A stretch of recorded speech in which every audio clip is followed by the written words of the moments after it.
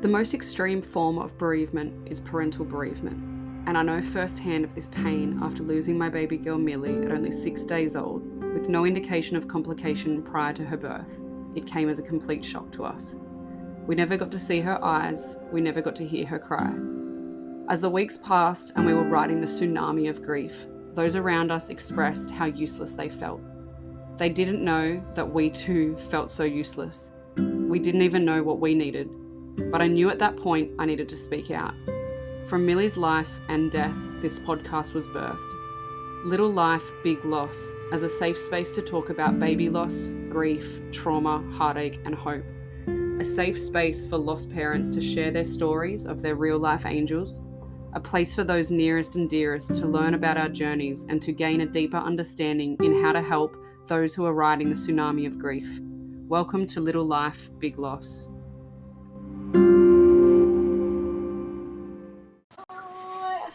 Welcome to episode 10 of Little Life, Big Loss. Today we have a beautiful mama joining us. Her name is Crystal. She is in the sunny state like me. She's up in Brisbane. And as I always say, I don't know a lot about her story, but I do know a little bit. She shares some on social media. I was actually lucky enough to get one of the beautiful things that she created. I won't share too much about it because she's going to share some at the end, but one thing I do know is that our babies share the same birthday, just 2 years apart. And so I'm so excited to have Crystal on today. Crystal, I don't take for granted being able to interview you. It's such a sacred space, and I'm really, really grateful and blessed to have you on the podcast. Thank you for having me. You're so welcome. So for anyone listening, we've had some technical difficulties, as we do most podcasts. So we're just going to start at the beginning, and I'm going to ask Crystal, who were you before the 14th of July 2021? Because as I know, when we go through baby loss, we become a different person. So who were you before that happened? So I would say that I was very optimistic, always positive, always chasing my dreams. Believed in the law of attraction, manifesting, all of that, positive affirmations, I have an amazing life. I've got a lot of love in my life, and I'm married, I've met my amazing husband. I feel like I kind of manifested him a little bit, stalked him, and then he,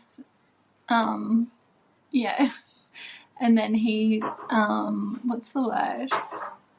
So, after like 3 years of knowing him, we got together, and that was really special. And then, we bought our first apartment when we found out we were pregnant with Whittaker, so everything was just kind of falling into place, and everything felt so right. We were just in a really good place, and that's been really hard to get back to that place again. That's how I've always looked at life, always wanted to strive for. I've always had that, being a big dream chaser. So doing not outrageous things, but just, having goals and not letting anything stop me. That all kind of changed, after losing Whittaker. We've been having loads of technical difficulties, but we're going to be super amazing and just continue on from where we are. So, you were super positive before you had Whittaker. You stalked your husband for how long until he came along for the ride? 3 years. Oh my gosh, that is hilarious. We worked together, and I noticed him, and he did not notice me, but he was in a relationship, so he's once a good that man, was then. done, exactly. Then we got together, and we've been inseparable ever since. So That's just nice. all about timing and And I know he's a good man because I heard him walk in and I heard the way he spoke to you when he just came in and was like, oh, was I annoying you? Like, so kind. He's amazing, yeah. No, that's so good. So, okay, let's talk about trying to conceive. So was it, let's talk about your trying to conceive journey for Whittaker. Yeah. So pretty early on in our relationship, we kind of knew this was it. So we talked early on about, having babies and getting married and all of those fun things. Mm-hmm. So yeah, we were both kind of on the same page with it all really early. And, I was 30, I was 29 at the time. Mm-hmm. So, that's not old, but things happen and yeah. So that was definitely on my mind. Yeah. Brian's a bit younger than me, so he's like 6 years younger than me, so but he was all in as well. Mm-hmm. Oh, really? Yeah, we have so many. Did we talk about... Yeah. I can't remember all the synchronicities we have, but I know there's a lot of them, but that's definitely one. So many. Oh, wow. Yeah. That's so cool. It just all felt right. So we were very open to falling pregnant, weren't pushing it or anything or desperate to get there. It was just if it happened, that would be amazing. And that was kind of from the start of our relationship. Yeah. So we got to 2020, end of 2020, had a COVID wedding. That was a disaster, but it was beautiful in the end. Yeah. It was really special. Just didn't go to plan. And then we fell pregnant, in the September of 2020. Yeah.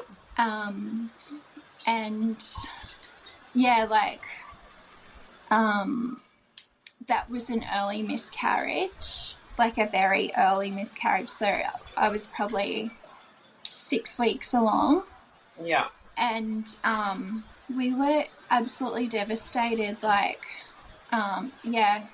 We were heartbroken over that. And I couldn't even go to work.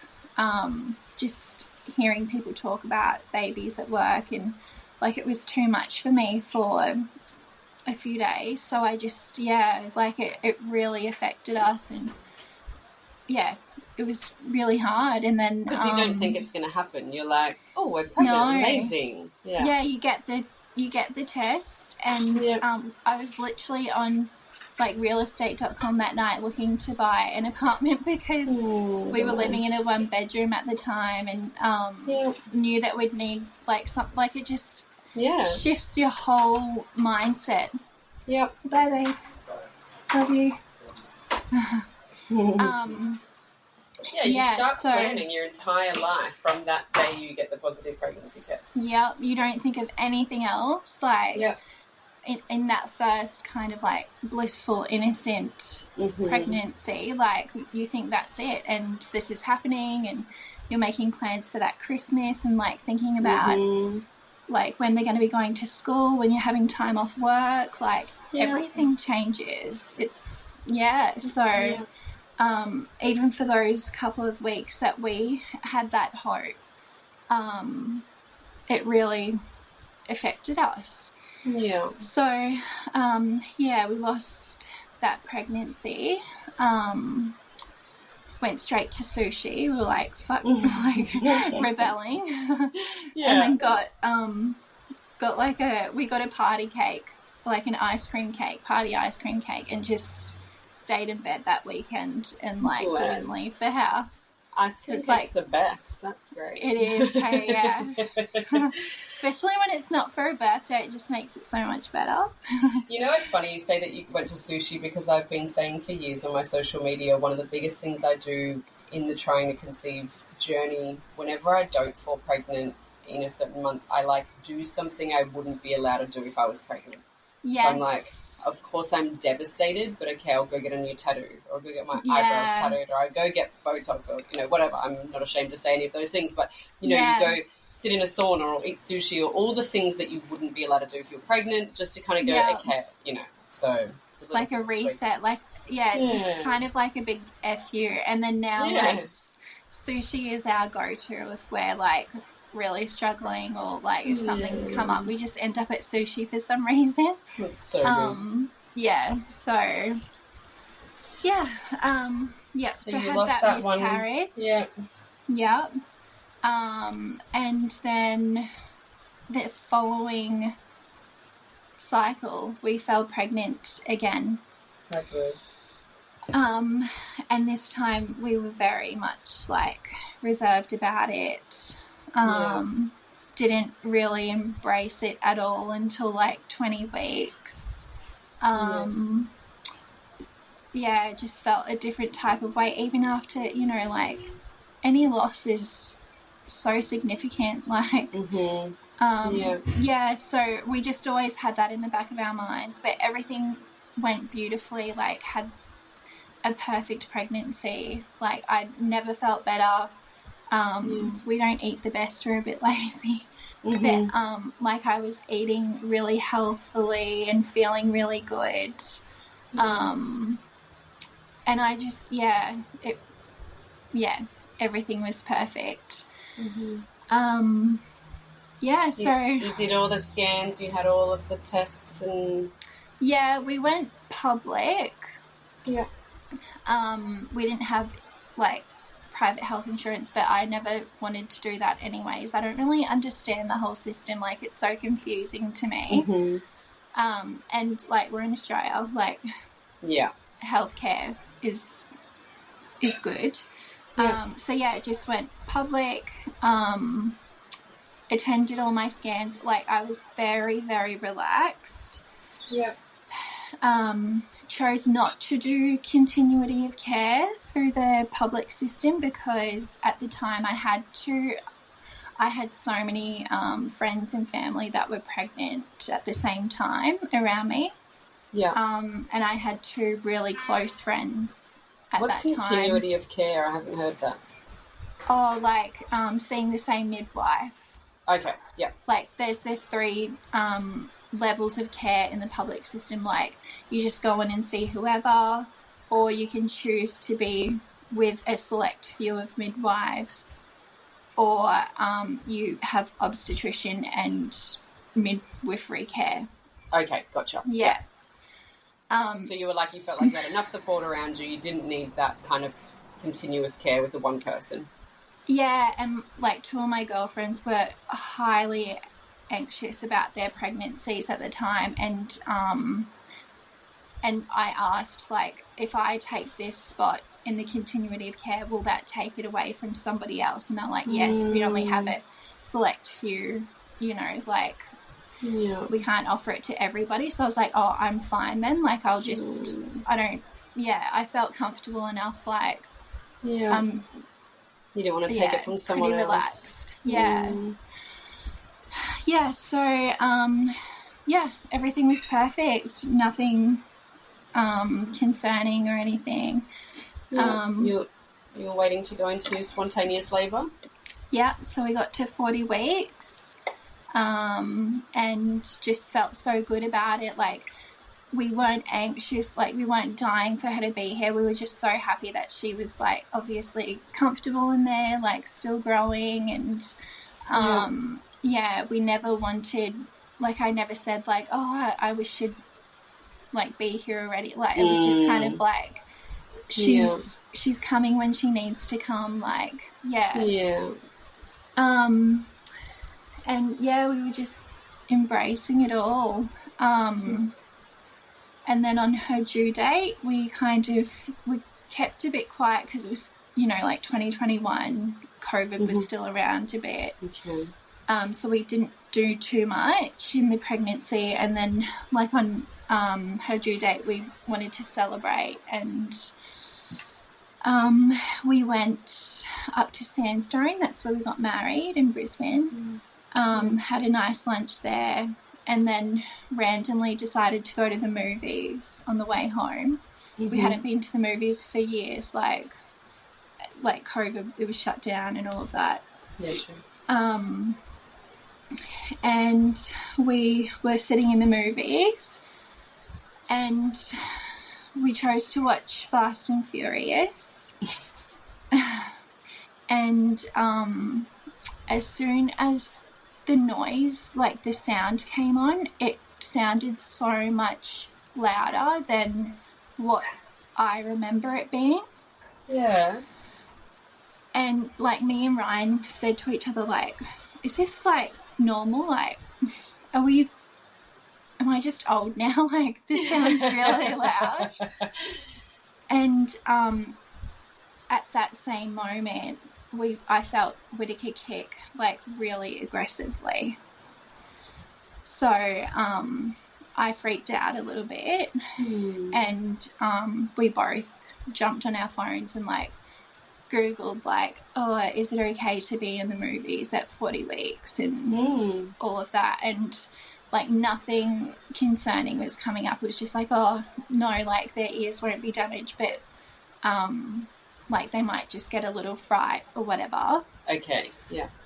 And she'd like calm down and stuff, and Ryan was like, should we leave, like we can go now? And I was just like, no, like surely she's fine, like surely she'll be fine. Like, so Ryan thought it was super loud as well, like yeah. Okay. Yeah. Yeah, so we stayed for that whole movie, and I felt like, I remember walking out of that movie theater and like just having my like my head on Ryan's shoulder, just like in such a blissful state, you know, like we were about to meet our baby girl, and yeah, everything just felt so perfect. And then like in the car on the way home, I felt her kick again, and like we were just like, oh, she's fine, like, yeah. And then yeah, that was the last time I felt her kick. Oh, honey. So like we got home that night, and I like put a reel up of the last like 10 months with her, and I felt, yeah, I just felt so stupid for doing that the next day, like when we realised she had died. Oh, honey. And, like, I was spending my time putting a fucking reel together, like, when she was not even alive at that point, like. But how would you know? How would you ever know that? Yeah. Like, how would it's you just ever like, know?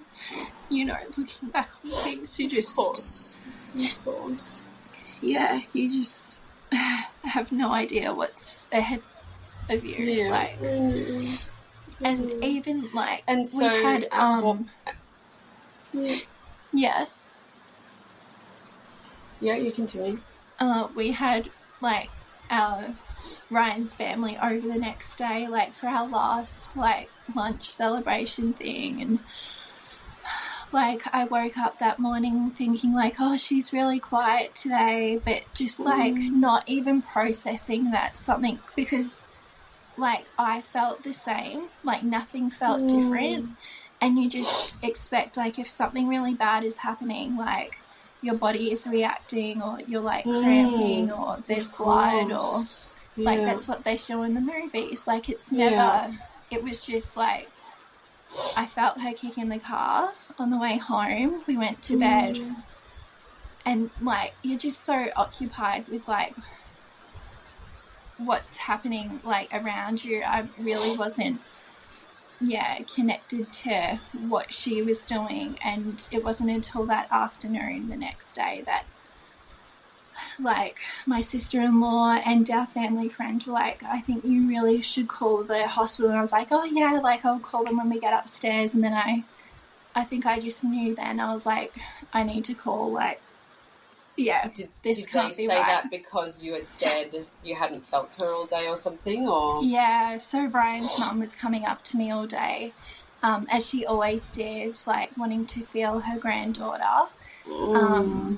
And like every time she came up to me, I was like, no, I haven't really, like, and still like I I was at 40 weeks, like, Yeah. I've never heard that this happens that late, like, yeah. Because what would make you think that your baby's kick was the last kick, you know? Like, you wouldn't fucking think that. When nothing drastic happened, like, she wasn't sick, like, anything I'd heard about stillbirth, it's kind of like, oh, you know, like a heart defect or like something wrong with the baby, but like she was perfect. I was fine, like nothing felt different. Yeah, it just never crossed my mind. Something that made me think just then when you were saying, like, straight away you guys were Googling, is the movie safe and stuff? And to some people they might think, oh my gosh, that's so wild. But when you're pregnant, you Google, I mean, I do it anyway, Google everything. And what some people don't realise is loud sounds, babies can get ear defects and stuff from, like, a sound, what's it called? You know, like, hearing defects from loud sounds and stuff. So you do have to be careful. Like, if you're working in an industry where you're using loud sanders and stuff, they say not to. So people, like, I know that older generations are like, oh, everyone's so sensitive these days, but there's so much research. So it's a valid thing that I would have also been like, oh, I wonder if my baby's okay with this sound. So it's just... I even like went on the cinema website to see if they say like don't come in here pregnant or anything, like you know, like at Dreamworld on every ride it's like not if you're pregnant, like obviously, but there was nothing, like, and nothing really matched up. And like even as we went on and realised what had happened, like looking back in hindsight, like our when we had our antenatal appointments, the midwife said to the whole class in there, like, once you start having contractions, take yourself to the movies, like sit through a movie before you come up to the hospital. So that kind of reassured my mind, thinking like, if she's giving this advice, like surely it's okay to be in here. Of course. So like, you know, we have so much guilt over that, but there's nothing that kind of... I was about to say, hopefully that eases your guilt, because I could hear it in your story that that's obviously something that you guys have fucking churned over for so long, that was the reason. But if she's saying that, then... Yeah. And like once we realised she had died, every health professional I had, like, as soon as we realised she died, I said, it's the fucking movies. Like, it's from the movie.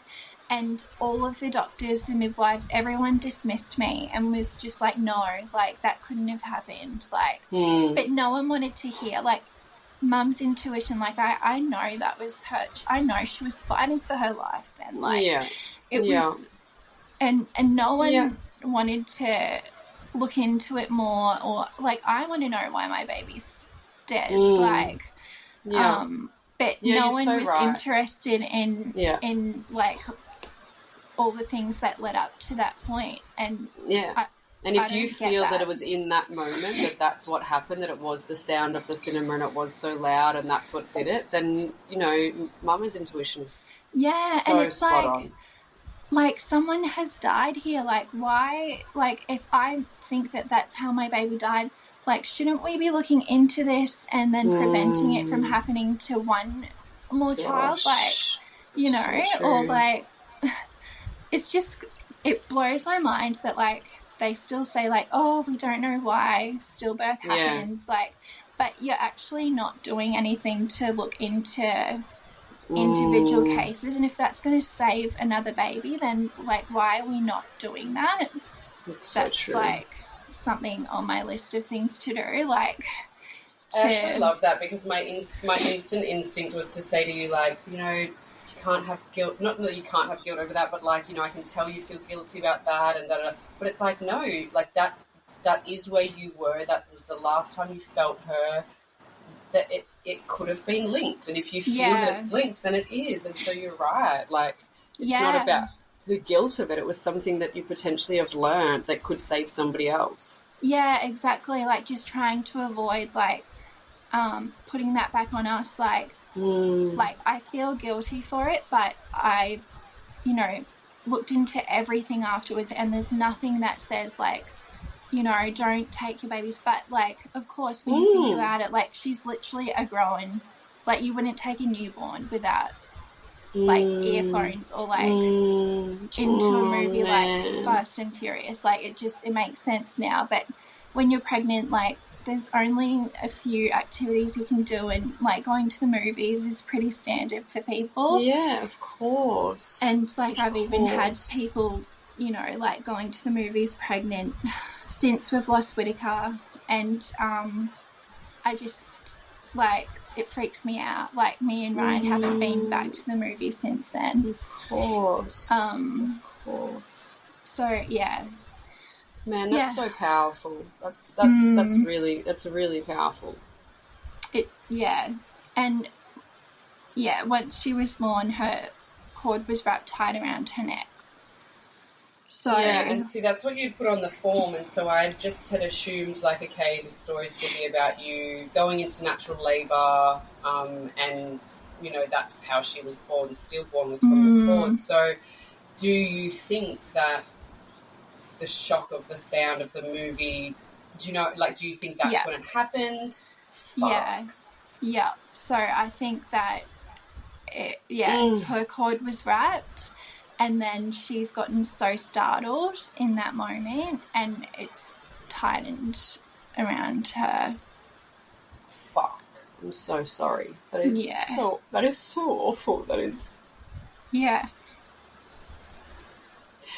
And so at what point, so you had your family barbecue and your mother-in-law was, you know, wanting to feel her, you realised that you'd had reduced movements, and so what was the process then? You called the hospital? Yeah, I called the hospital, we went up, and we were just so naive. Like, we even, like, called my mum, because that was our birth squad, like, both our mums were going to be in with us, and I just said to her, like, I think she's slowing down, like, ready after her big movement last night, slowing down because, you know, she's so big in there. And we just said to her, like, be on standby. Like, still my head was kind of, like, not processing that something really bad had happened. And, we had gone up to the hospital, and we walked in, and it was really somber. Like, we'd been in there for a couple of checkups, like, I don't know, I had a, like, spot of bleeding and stuff, and I'd freak out about that. So we'd go up and get checked, and they'd always just be like, oh, yeah, just pop up here and we'll check her for a little bit, and everything is fine. Like, silly me, like, first time mum. And then this time we walked in, and, like, they had the room set up already with this bedside scan. And it was really dark in there. The doctor was standing there waiting for us. And I was just like, everyone's a bit like, this is a bit unnecessary. Yeah. I did the scan, and the doctor just said, I can't find what I'm looking for. So we're going to have to go down to the sonographer. And I was like, okay, like, and she knew then, obviously, like... Yeah.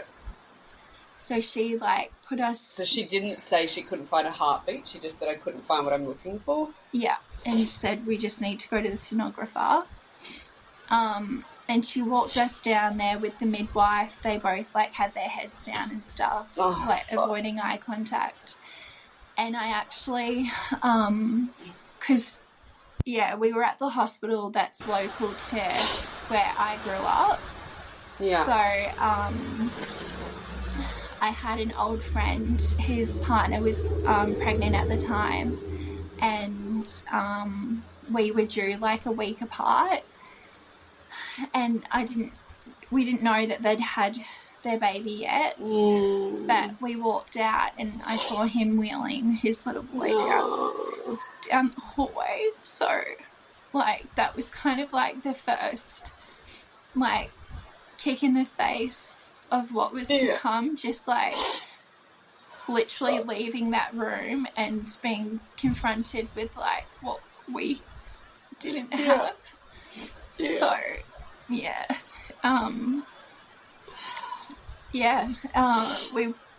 like got into the lift, and like this doctor was trying to hold my hand and like rub it and stuff, and I was like, I don't know you, like.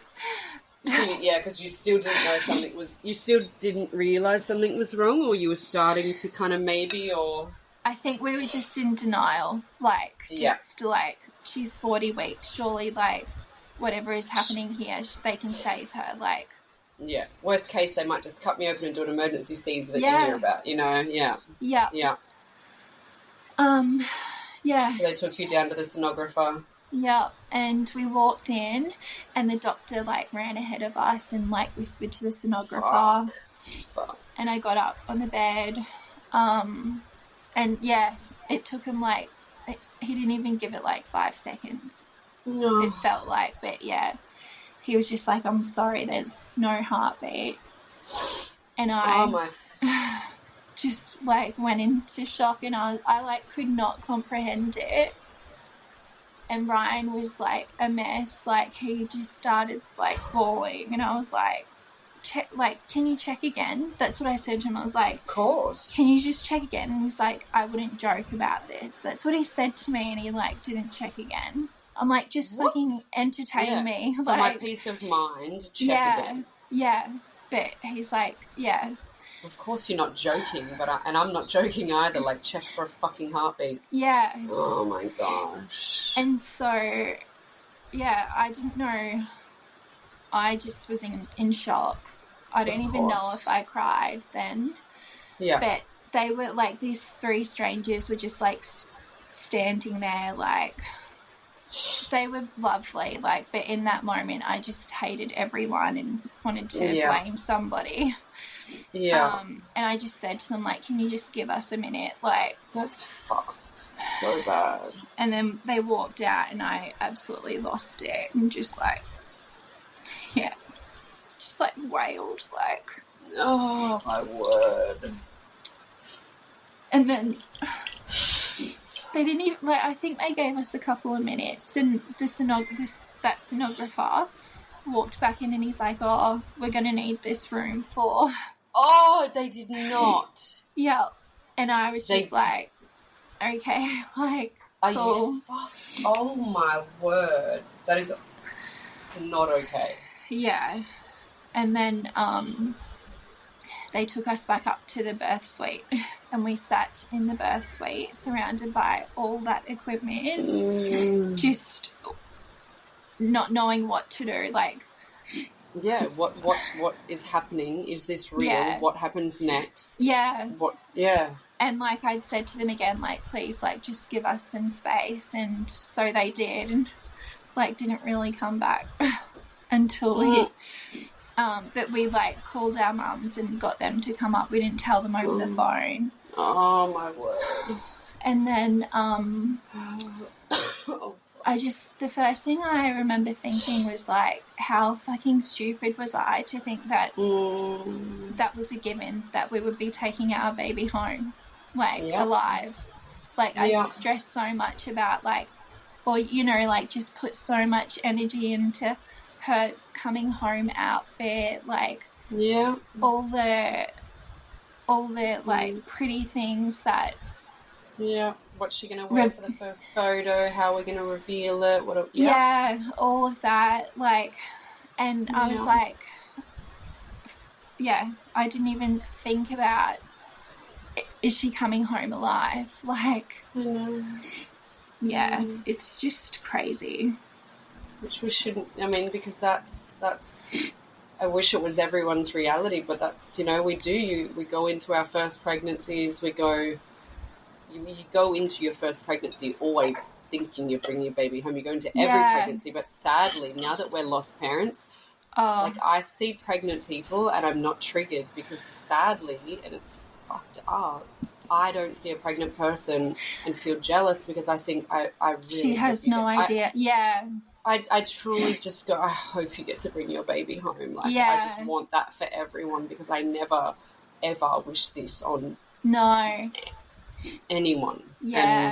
And like, everyone is so blissful about their babies. Like, now when I look on Instagram and stuff and I see people, like, you know, sharing what they've bought and all of those things, and like that was me once, or you know, like, and it's just not the case. Like, it doesn't end like that for everybody. And I have a friend who had been through 5 losses before she had her last baby. And I remember that when she was getting through each stage and she was hitting bigger and better milestones, and she hadn't set up a nursery, and we were pregnant similar time, but she was due well before us. And I pretty much had Milli's nursery set up, like, as soon as our wedding was done, I was setting up, like, and again, I'm like you, I felt so freaking stupid. Like, I have every gadget possible to have a baby and didn't get my baby, and now I'm like, you don't need any of this shit. No. But my friend had not set up her she didn't even I don't even think she really wanted a baby shower because she was just so scared. She'd had 5 losses, like, and then she set up the nursery right in the end, and she got her beautiful boy. But I just I now understand, sadly, why she never set up that nursery, because like, none of that matters. Like, literally, they need somewhere to sleep and somewhere for them to travel safely, and like everything else you can do without, like, literally a monitor. Like, everything else is just all fluff. I'm like, I had I had 2 nappy bags because, you know, like, it was ridiculous what I had and what I thought I needed. But it wasn't out of, like, I need materialistic things. It was this over preparation of probably fear and nervousness. Like, okay, I need to have nappies in the car. I need to have nappies here. I need to, you know, I was so nervous to be a mum. Yeah. And you just want to make sure that you've got everything possible for them. Prepared. You just need them here with a heartbeat, and everything else you can figure out. And so you guys were in the room on your own, and you called your parents, and then they came down, and they didn't know at this stage. They're unaware of what's going on. Yeah, didn't know. And then my mum, like, the midwife, brought my mum up. She met my mum because it was COVID times. You had to sign in every time you came into the hospital and stuff, and so we didn't know if they'd even let our families in or anything. They were amazing with that. Okay. And in the lift, the midwife said to my mum, "I'm so sorry," and Mum was like, "What are you talking about?" Like, Mum just thought maybe we needed to have a cesarean, like, worst case. Oh, my word. And, like, I was happy to deliver my baby however she needed to come. Like, I wasn't put off by any of that. And in Mum's head, it was just, like, she wasn't processing that. The worst thing had happened. She's in the same boat. She's like, my daughter's pregnant. We're having a baby. So our mums came up. So the midwife didn't actually tell her, but she just said, "I'm so sorry," and then didn't elaborate. And then Mum was like, what?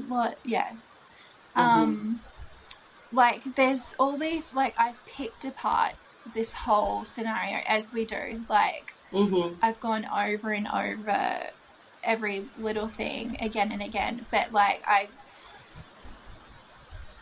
we were happy with the hospital. Like, they did look after us, but, you know, it's just those little things in the worst moments possible. Like, of course. And, you know, they're not going to get everything right. And they're human. So, like, I give them grace for that, but also, like, you know, like, these little things do make a big difference to someone going through the worst day of their lives. Yeah, absolutely. So we had our parents up, our mums up there, and in my head I was kind of thinking, like, okay, they've gone away to get a team together to get my baby out and save her. Like, no one had really talked about what was happening. Like, so when I realised, like, nothing was happening, like, the doctor even had something else come up in emergency. Also, this was on a Sunday afternoon. So if your baby dies on the weekend, there's no support. Like, there's no, what do they call it? Like social workers. Worker. Yeah, there's no social worker on hand. There's, like, I think for the hospital we were at, there was one to care for everyone in all situations, but no specific like bereavement. Oh my word. So yeah, we had no one to kind of like I thought I'd be going into surgery. Like I did not even process that I would be birthing her still. Like when you don't get told any of this, like you're so oblivious. Yeah, I was just, everything's thrown out the window. We birthed Milli on a Friday, and obviously everything was quite a blur. We got rushed to Brisbane Mater, and we had a relief social worker on the Saturday, Sunday. Oh, yeah. And she literally came in and she was like chatting, and she's like, yeah, don't mind working Saturdays, helps me get away from the kids for the weekend. Oh, my God. And I just looked at her and I looked at my sister like, get this woman out of here. Wow. My baby is in NICU. Yeah, I would take that.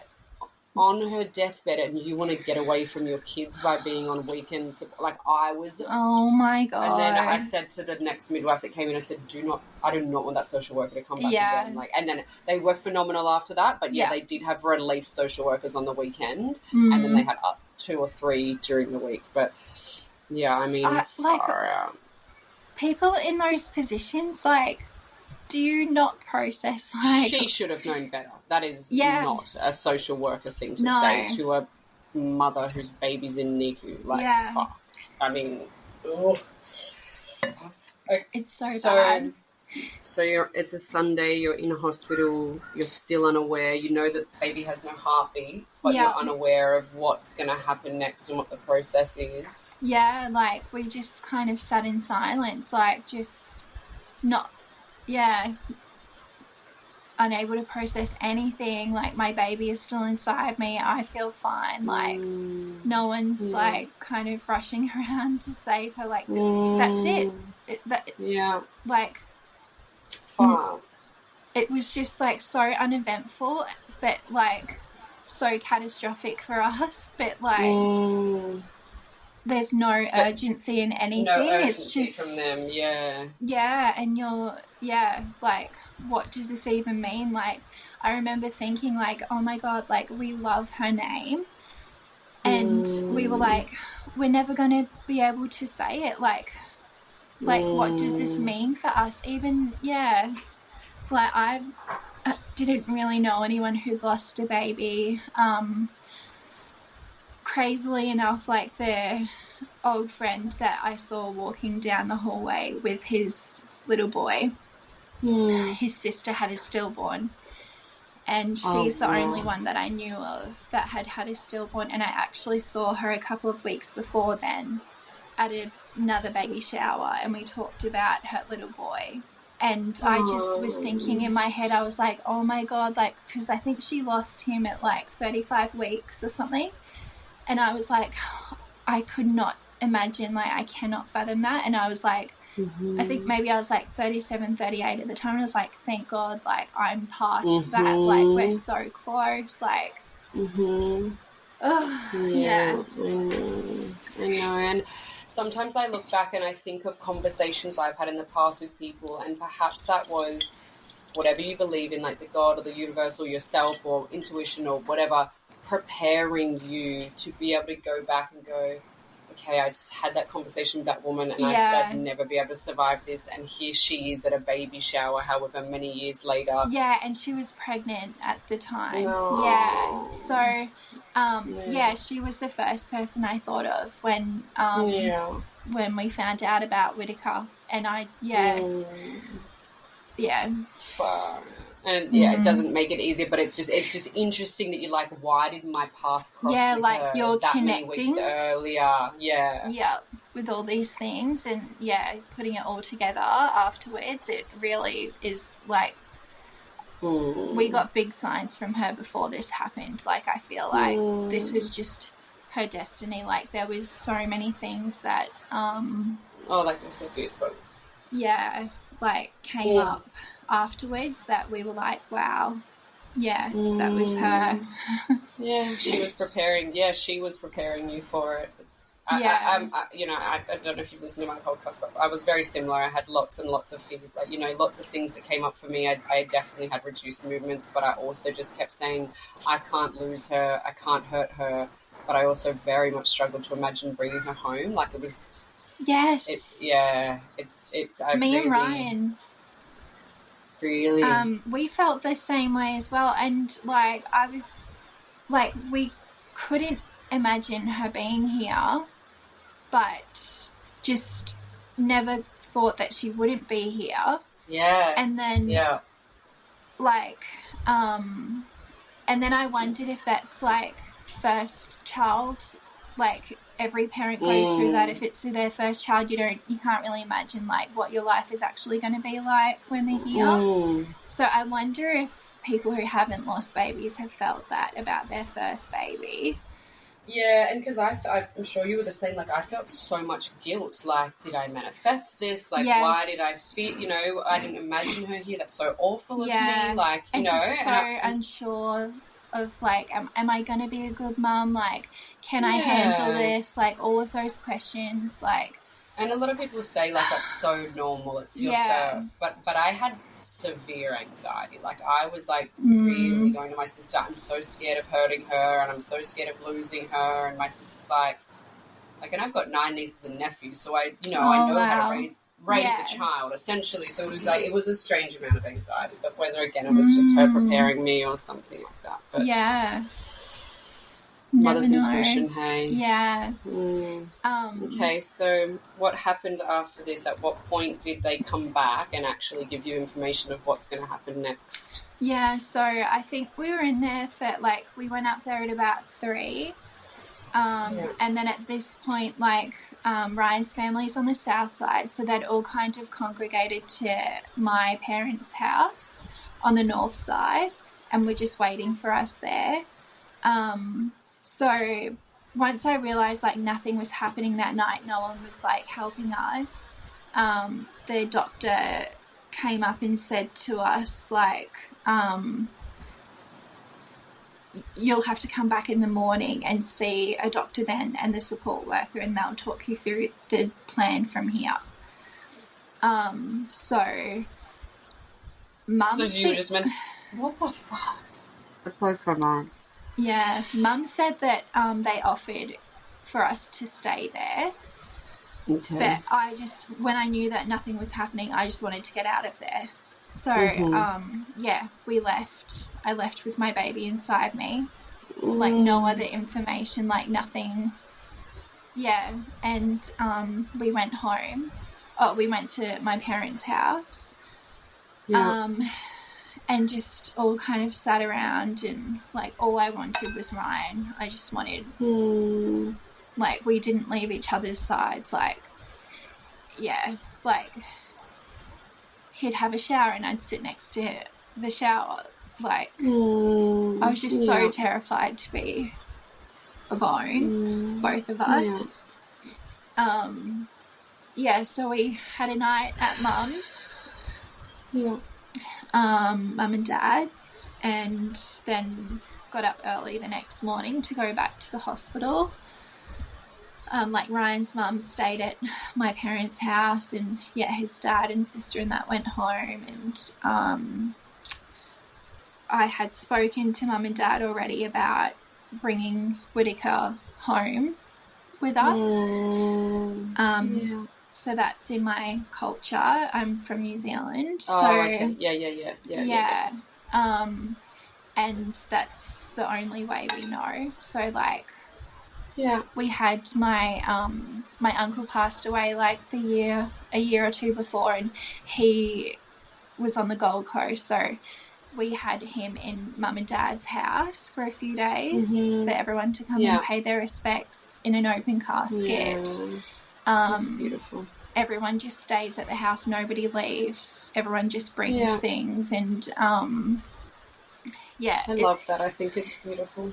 It really is, and I'm so grateful. It's such a celebration of life. We sit around, we sing songs together, we talk about him, we laugh, we cry. And everyone is just in on it together, like just getting everything out and embracing who he was to us. And yeah, I really appreciate that part of my culture. Yeah. And that was kind of Ryan's first introduction. He hadn't met my uncle before. And then he passed away. And like Ryan's got like quite a small family, so he hasn't been to too many funerals. And I'm like they pull up to the house and like they need strong men to bring him into the house. I'm like, oh, Ryan will do it. Like, bring my uncle in his casket into the house. And he's like, bless. He's like, whoa. So like he had been a little bit exposed to that. And he like loves my family, like, yeah, really respects the culture as well and all of that. Yeah.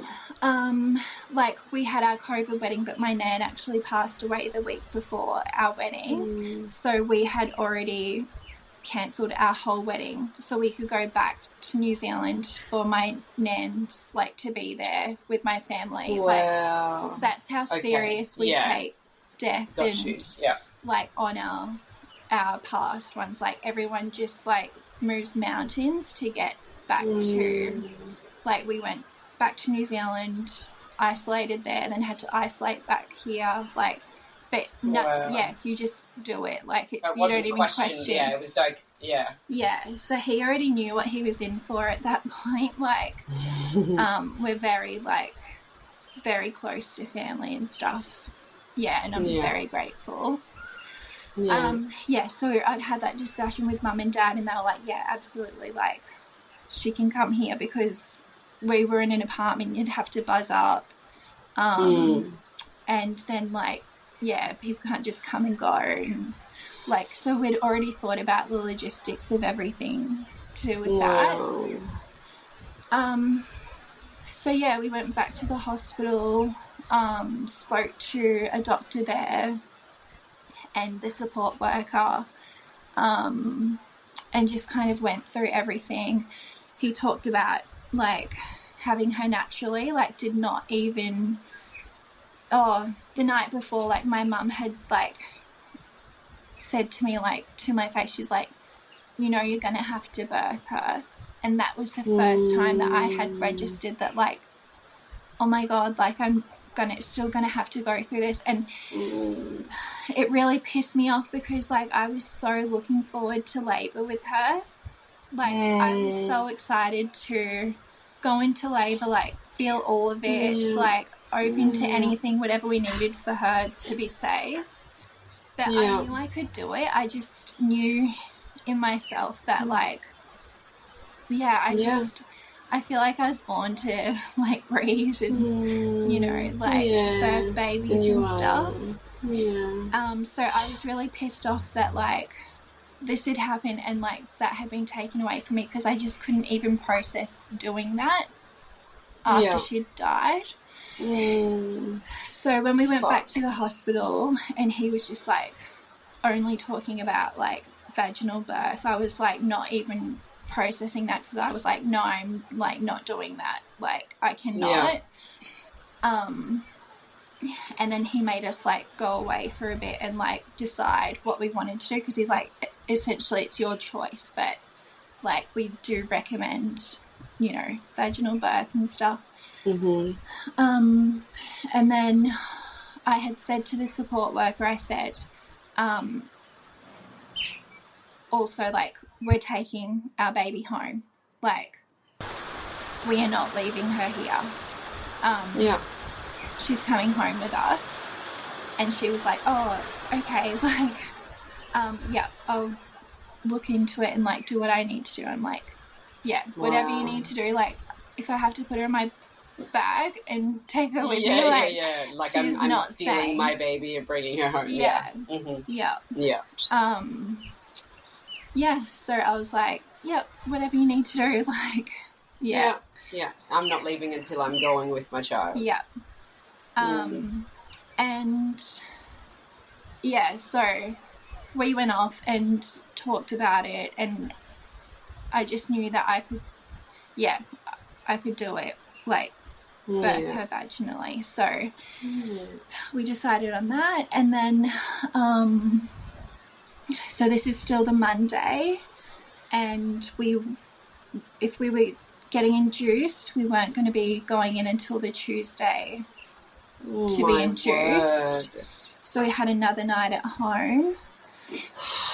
But far out. In hindsight, like it was wild at the time, but I'm glad that we did have that time at home with our families. Like just to process everything, kind of slow everything down, because true. Like at that point there's no rush. Like that's true. Yeah. So and I guess you got to make plans and talk it through with everyone.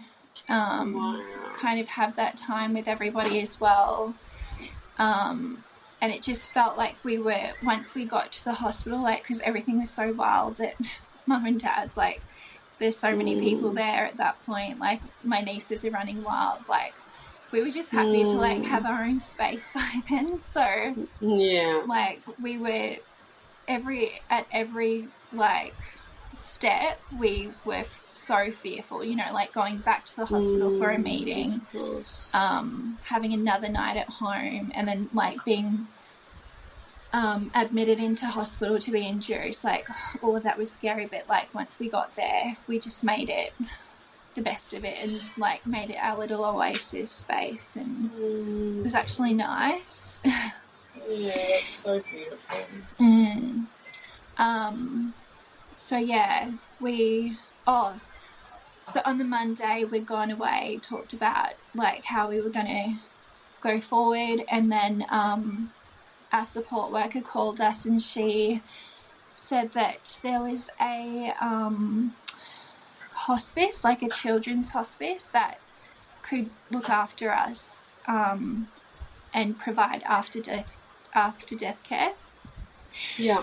And so I was kind of like hesitant because I was like, oh, they're not going to like there's so many things in our culture that you need to do for the body. Like they need to be east facing, they need to be under a window. Like there's things like that. Like the house needs to be blessed and all the space, and like you can't have food in a certain place, and just things like that. Okay.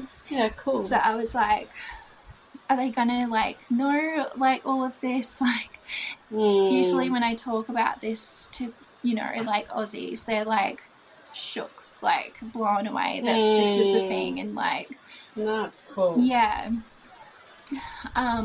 So yeah, I was a bit hesitant about the hospice idea, and the thought of a hospice just sounds so like dark and depressing. Like you think of old people, like just, you know, like it being like death, like death, just like so she said that we could go and do like a tour of it. And we thought like, fuck it, we've got like the afternoon, what else are we doing? So that might ease our minds a bit more.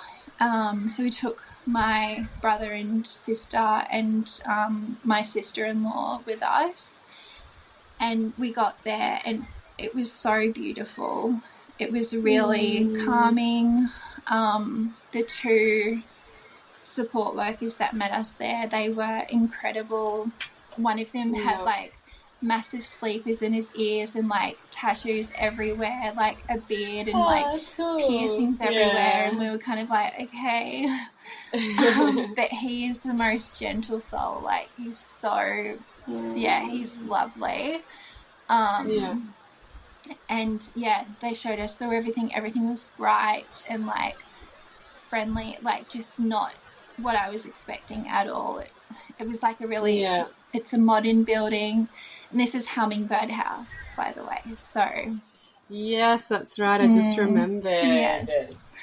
So AJ that we interviewed on episode 4 was at Hummingbird House at the same time as you? Yeah, I think a week before with Benji. Yeah. So I never crossed paths with her when we were there, but okay. Yeah, we connected. You've met since. Yeah, we've caught up.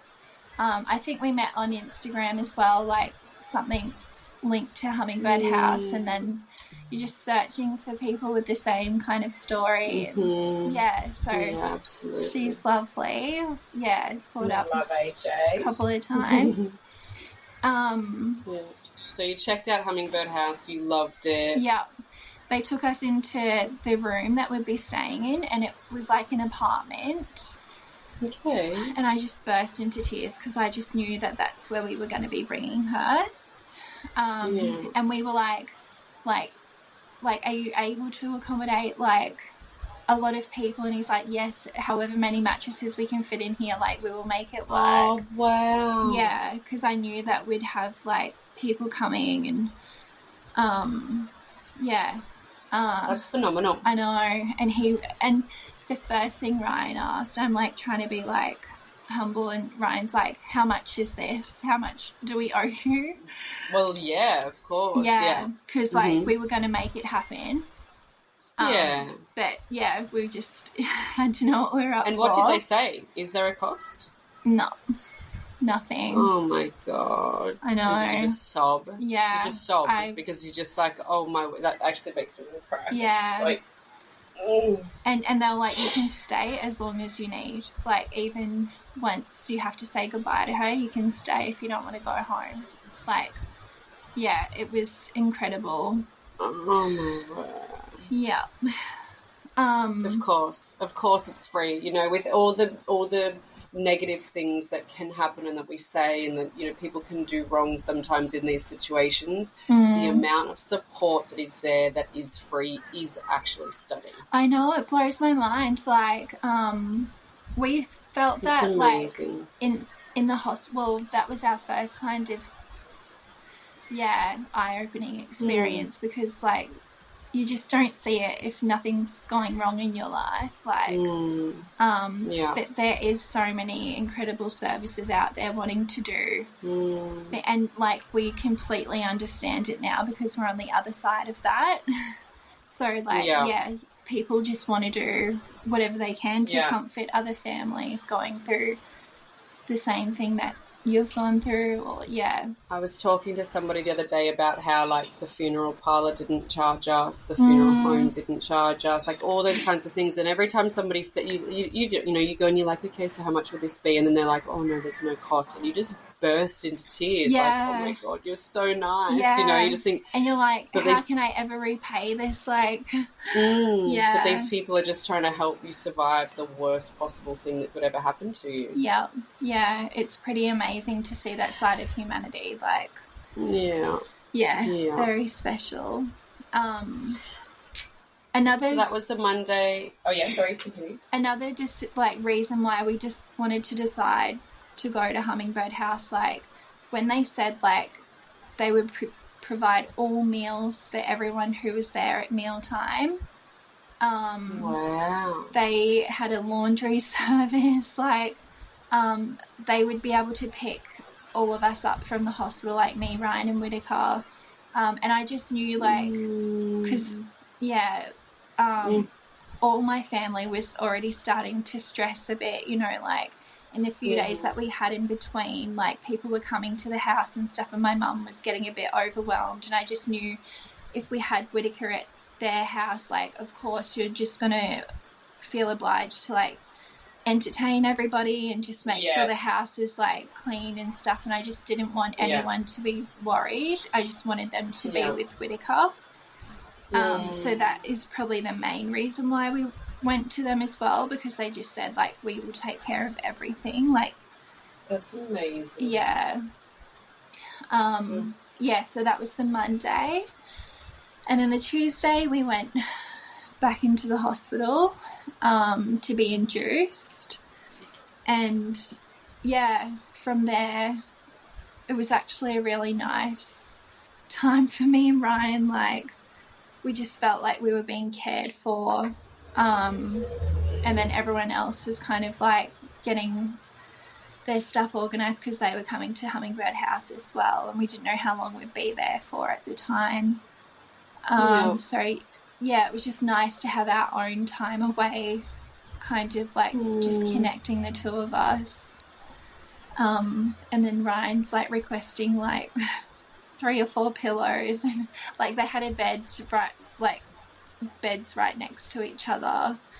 We were in the first room as you come into the birth suites or like to the maternity ward, so we didn't have to walk through anywhere, but literally across from like all of the photos of newborn babies and stuff, so that stung a bit. And then they had this big like do not enter sign on the door, and a butterfly as well. I was going to say they could have put it something a bit subtle like a butterfly. I know they do that in... Yeah. It's a little bit of a Wi-Fi issue, but we're back on. We're back. Yes, we are. So we are up to... You are in the room with Ryan. You guys are having private time. They have induced you? No, yeah. That took like an hour. Yeah. How long was your labour? So they induced me, that afternoon. Overnight, nothing had happened. Oh, shit. They checked my cervix, fully closed still. And then the doctor said, like, oh, we're going to need 6 hours before we can try something else. So why don't you just go home? He knew that all our family were at Mum and Dad's just waiting. So on our way home, Ryan was like, fuck it, I'm getting a tattoo. And I was like, yep, let's do it. Like, yeah, whatever each other needed at that time, like, yeah, we were just all for it. Cool. So Mum arranged it and we ended up at this guy's garage. And I was like, oh, well, he's going to lose an arm. Like, we've lost our child. Like, we'll deal with this. Yeah, like, fair. Yeah. So his plan was to, like, go in and just get, like, Whittaker's name, like, they're really nice. Yeah. And he ended up with, like, his whole arm done. You're kidding. With her name. Oh. And I was like, are you sure, like, you want to do this? Yeah. Yeah, but he needed that, like... Yeah. Just needed to feel something. Yeah. And so I was there with him and my sister was with us as well. We'd gone down to, like, get cash out for this guy in his garage, me and my sister. And as I was getting out of the car, my contractions started. So grabbed the money and, like, went back to the garage and, you know, like, my sister, I was like, don't stress him out, but just say to him, like, you know, I think something's happening, like, how long are you going to be? Yeah. And Ryan, he, like, he will drop everything for me. And he comes out and he's like, oh, should I just meet you up there? I'm just, like, at the hospital. And I was like, no, doll, like, you're coming with me. Yes. So, yeah, so we nearly finished. But at the point where he was, like, at that point, we didn't realise that Whittaker's, like, middle names had, like, her middle names are Teddy, Anui, Angela, Zeman. Mm-hmm. I didn't even think about her name having Angel in it. Angela. Angel. Oh, my gosh, that's beautiful. Yeah, so we worked out, like, by the time, like, when I told him, like, I'm in labour, he was just finishing off the Angel bit and he just had to do the A and then it was done. Oh, my word. Goosebumps. Yeah. So it was like she knew that he needed that too. Yeah. And once that was done, she was ready to come. She's a clever girl. Yeah. So, like, another crazy thing, like, so many things that she's... That's beautiful. Yeah. Yeah, so I waited in the car for 10 minutes got his for it. tattoo and yeah, finished it off. And then I'm in between contractions, I'm taking photos of his tattoo for him to show everyone. Oh, and then we got up there and it was all like I was having like 2-minute contractions a minute apart straight away. Like really full on. I didn't even think I could like get in the lift. It was like pretty hectic. Yeah. And then we got up there. I like was directing everyone around, like, get the fairy lights out. I want the music on, like, get the speaker. I need my water, get my straw. We had like our birth squad there. Yeah. And it actually was a really beautiful birth. Yeah. I have one moment of just like on the ground holding onto Ryan's leg, just like so mad that like we like just it's fucked up. Yeah, like all of this for like and then we have to say goodbye to her. Yeah. And it was like we still had our humour, you know, like in those days, like it's not all sad, like, and you're trying to hold on to who you are, and it's just so wrong that you have to go through all of that and say goodbye to your child, like, it's so wrong. It's so fun.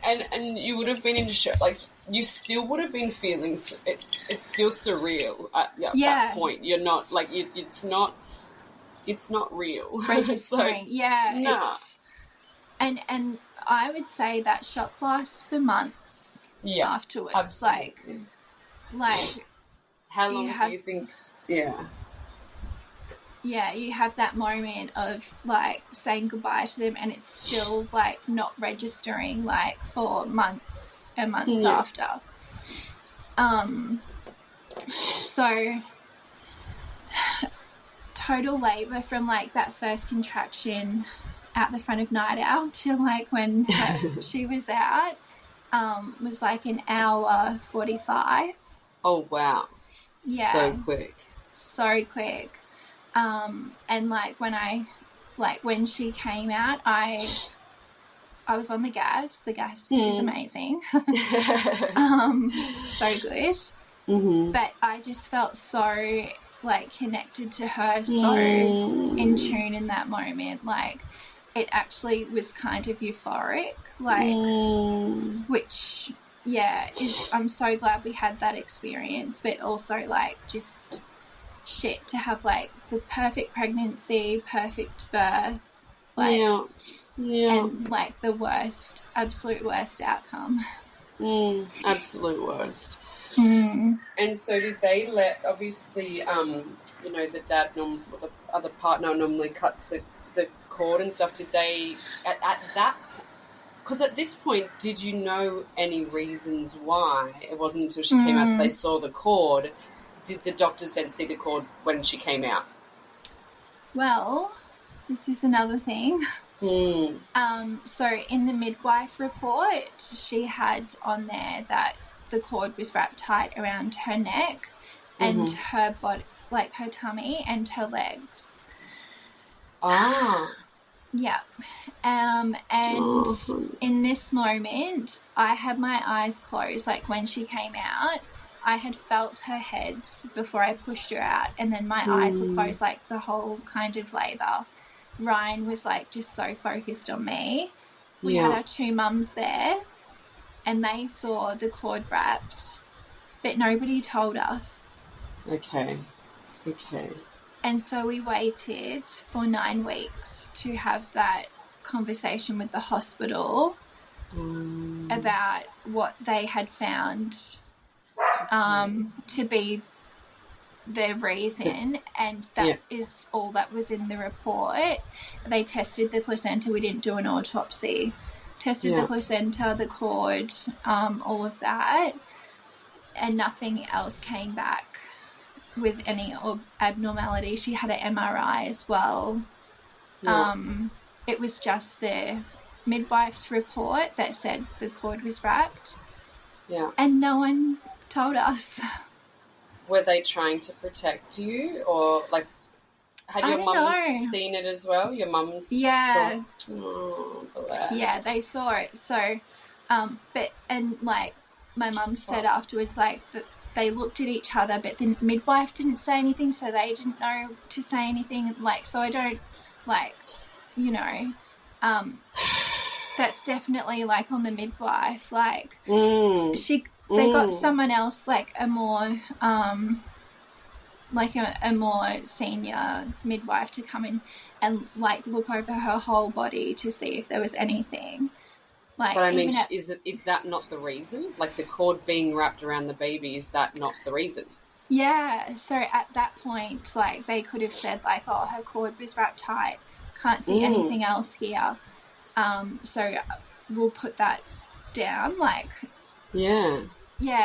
So that's strange. That was, we gave a bit of feedback on that, and the senior midwives who did our like check-in thing and went over the report and stuff with us, they like profusely apologized and like said there was no reason why she shouldn't have held back that information at the time. So and then we later found out that we had a really new midwife, like very fresh, which is pretty wild that but they've got to learn somehow.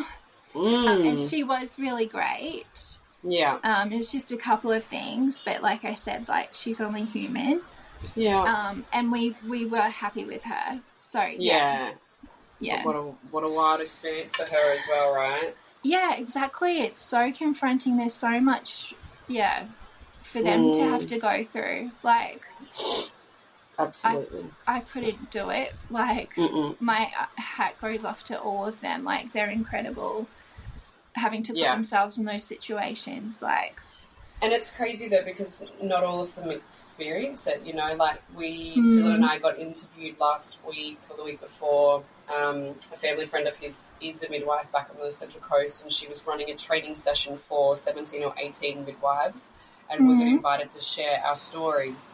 And some of them in the room had given feedback like they had never experienced anything so traumatic, and so they've actually been listening to the podcast because it's like, because, you know, if they've never experienced this, they want to know, like, okay, if I do ever go through something so traumatic, how do these mums and dads need to be supported? Comforted and supported, And their role is so important.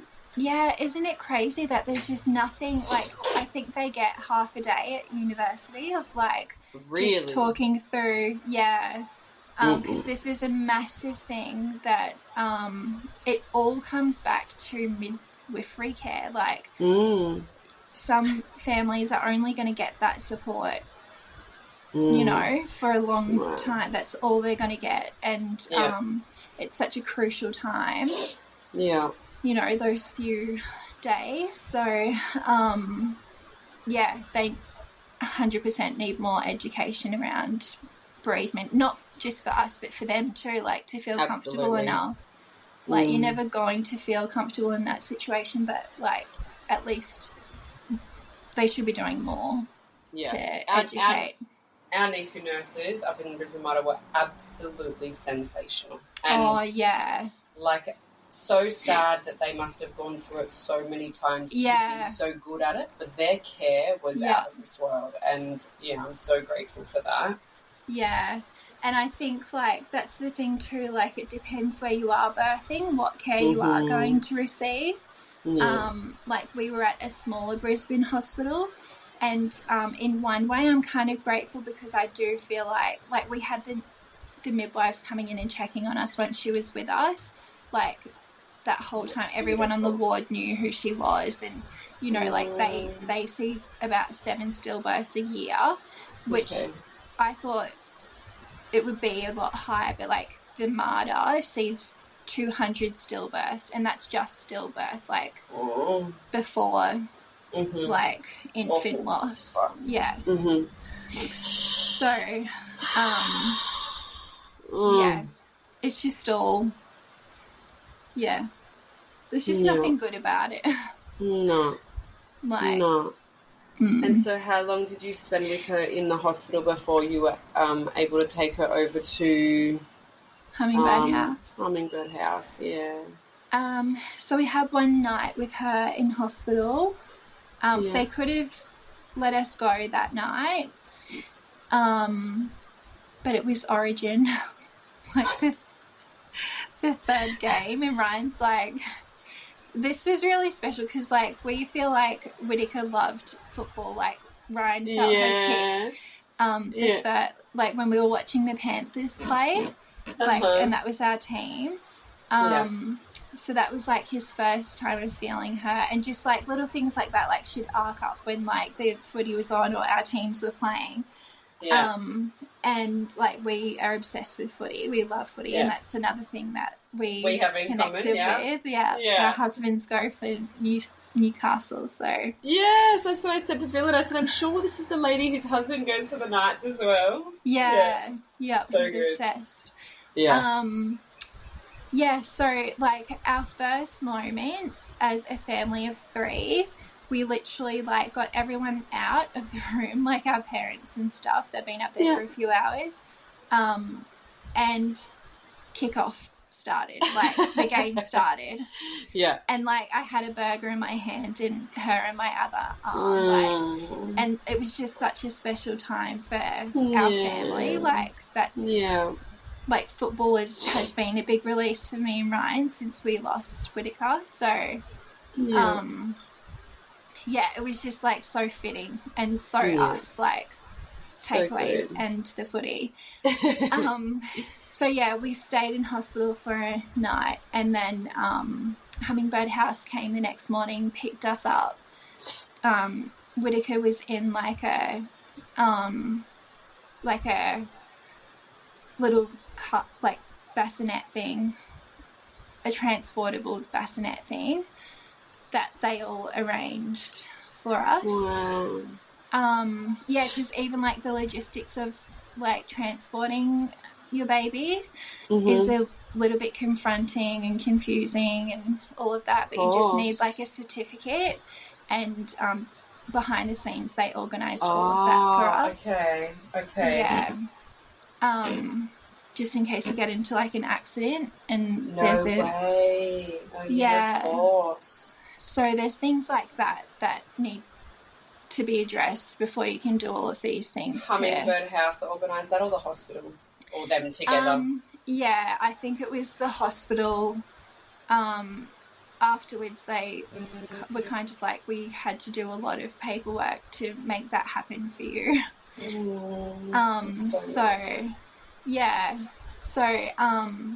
All that was sorted, and then our families were coming to meet us at Hummingbird House after, so that was kind of good that they didn't have to drop everything to come and pick us up, and, you know, like, we could just do our own thing, meet them there later or whatever.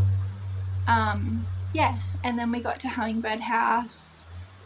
Our room was, like, set up. They had, like, a little hamper package.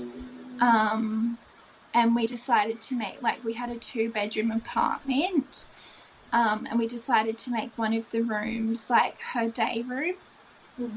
It's like, we just put all the mattresses in there, blankets and everything, because to delay her deterioration, she had to be, like, the air conditioning had to be at 16 degrees. Okay. So I put fairy lights everywhere, candles everywhere. We had our music on all the time. We were able to grab some stuff from home, so we had, like, some of her books with us. Nice. I just packed, like, we had to, so on that Monday after the tour of Hummingbird House, we had to go home and get outfits for her to be cremated in. And for her service, like, and me and Ryan really hadn't, like, we didn't really buy many clothes for her. She got heaps of hand-me-downs from, like, my nieces. So I didn't have, like, a special outfit for her from us, and I wanted that for her. But there was something, like, from our baby shower, she got spoiled. So, But just even having to go through everything, like, you've, like, envisioned all of these things, and then like now I'm like looking at everything and I'm like, I just want like a hand knitted thing that was made just for her to lay in her casket with, like. Yeah, I know, it's so And nice. just like spent all this money on like pretty. I was obsessed with wraps for her, like, and yeah, like I ended up taking all of them, and it was good because her skin was so fragile. We couldn't dress her. So we just, and then she was on ice in her bassinet at Hummingbird House, and then had an ice brick on the top of her as well. So instead of wrapping, like dressing her, I would change her ice brick every time they would freshen it up and put like a different wrap around it for her. So, and like they didn't have a cuddle cot? Or is that a version of one? Yeah, this is more efficient. Okay. Like the cuddle cot isn't as cold as having. Okay. It's called Techni Ice. Yeah. And is this because you guys wanted to have longer with her because of your family traditions? Yeah, so they had said like I think they'd said how long we could have her for, depending on her condition. Hey babe, can you put the light on for me? And this one. Yeah, so that was to maintain her condition, but she actually like, we feel like one of her cheeks got better over time. Like she had one cheek that was like peeling quite badly because she'd been in my belly for 4 days after she died by the time we'd had her on the Wednesday. I was wondering if that was maybe the reason why. Yeah, so her coming out, she was already in like she was very fragile. Her skin was coming off everywhere. They spent 4 hours wrapping her skin just to keep her with us. It's so sad. So one of her cheeks got like better. It like I feel like it like pumped up more from all our kisses and all our love. It's so beautiful. Yeah, but I love that. So if we wanted to have her with us, that's how she had to be like kept. And I don't. I'm so glad we had that time. We ended up having 6 days with her. It's beautiful. Yeah. And honestly, it was so healing and comforting, not just for us, but for everyone. Like, so many of our friends and family got to meet her, and got to see, like, she had huge feet like her dad. She was 9 pounds 7 and 57.5 centimeters. Like, girlfriend. me and Ryan, we're massive, so like we knew we'd be birthing a toddler. But so it was just so, I think it really helped us in the long run of everyone being able to meet her like Absolutely. that. And in such a beautiful setting, like not in a hospital, like we were all so comfortable, like it was a really nice space. We made it our own, and everyone was just kind of looked after, and we just got to be with her. I love it so much.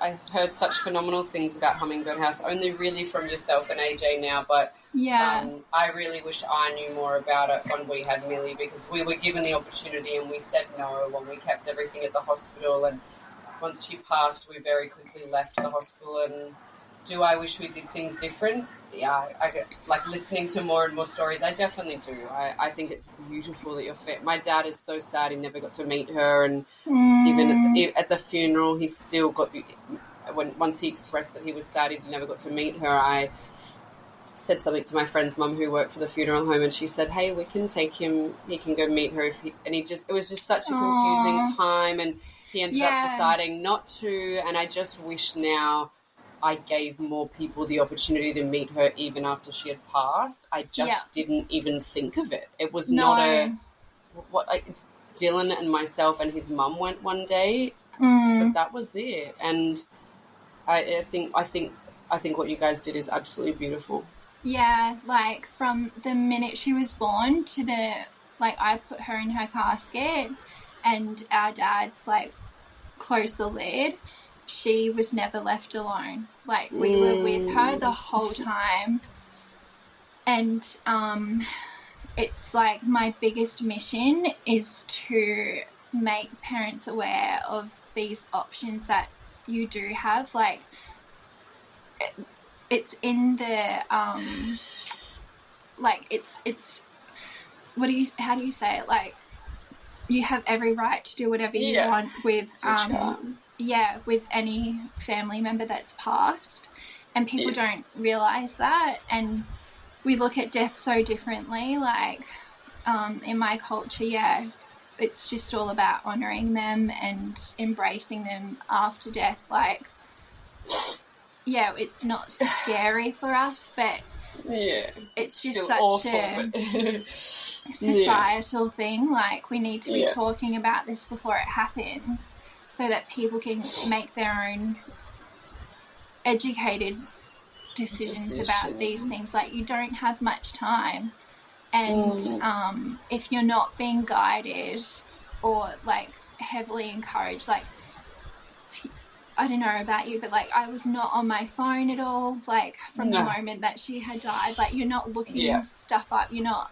Googling like what do I do at this point. Like you literally need people in front of your face saying like this is how it can look, and this is what you should be thinking about, and like just giving people enough time to process these things, because like losing a child, having to walk away from the hospital empty-handed, like we got to take her in the car with us. Like us leaving the hospital that day is actually a beautiful moment for us, because we knew that we were going off to be a family for a couple of days.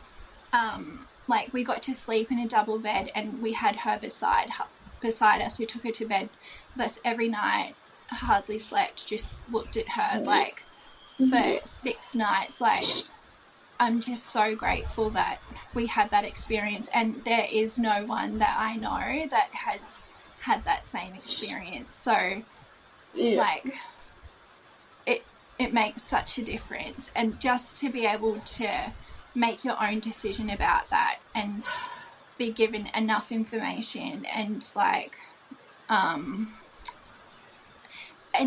like I feel like you need like a visual or like to hear someone's story about this before. Like it can't just be like, oh, do you want to take your baby home? Or you can take her to Hummingbird House, it's a children's hospice. Like you need to hear how like beautiful that time can be. I'm like, we did get offered all those things. Like, it's not as if we didn't know about it, but in that moment, because again, we were in shock and denial, and we were like, so no, we just want to. We couldn't imagine transporting her. Yeah. But you know, we did leave her at the hospital once she passed away. But then we got home, and I was in shock. I was shaking, and I'm in bed, and I'm like, Dylan, just hold me. And the next day, I rang my friend, and I said, you need to get your mum, who worked at the funeral home. She needs to go get her. Like, someone needs to go get Milli. And I never for a second thought that I could have gone and got her, or I just, it's so fucked up. Like, it's and you know, I wish I knew that I could do all those things, but also if I felt that it was right in that time, I would have made it happen. But I just, I'm just in shock. And there's so many things to process. There's so much going on. Like it's so overwhelming, and then for the people that are caring for you, I feel like they don't have enough information to give people like to set these things up, and like the paperwork for it all and all of that kind. Like there's just so much to it that makes people not like just steers them away from it. But like it's such a societal thing, like dealing with death and all of that. Like I'm just lucky that that's my culture and that's all I know. For everyone else here, like they're not exposed to that. And no, that's right. But that's how we used to look after our loved ones after death, like going like thousands of years back.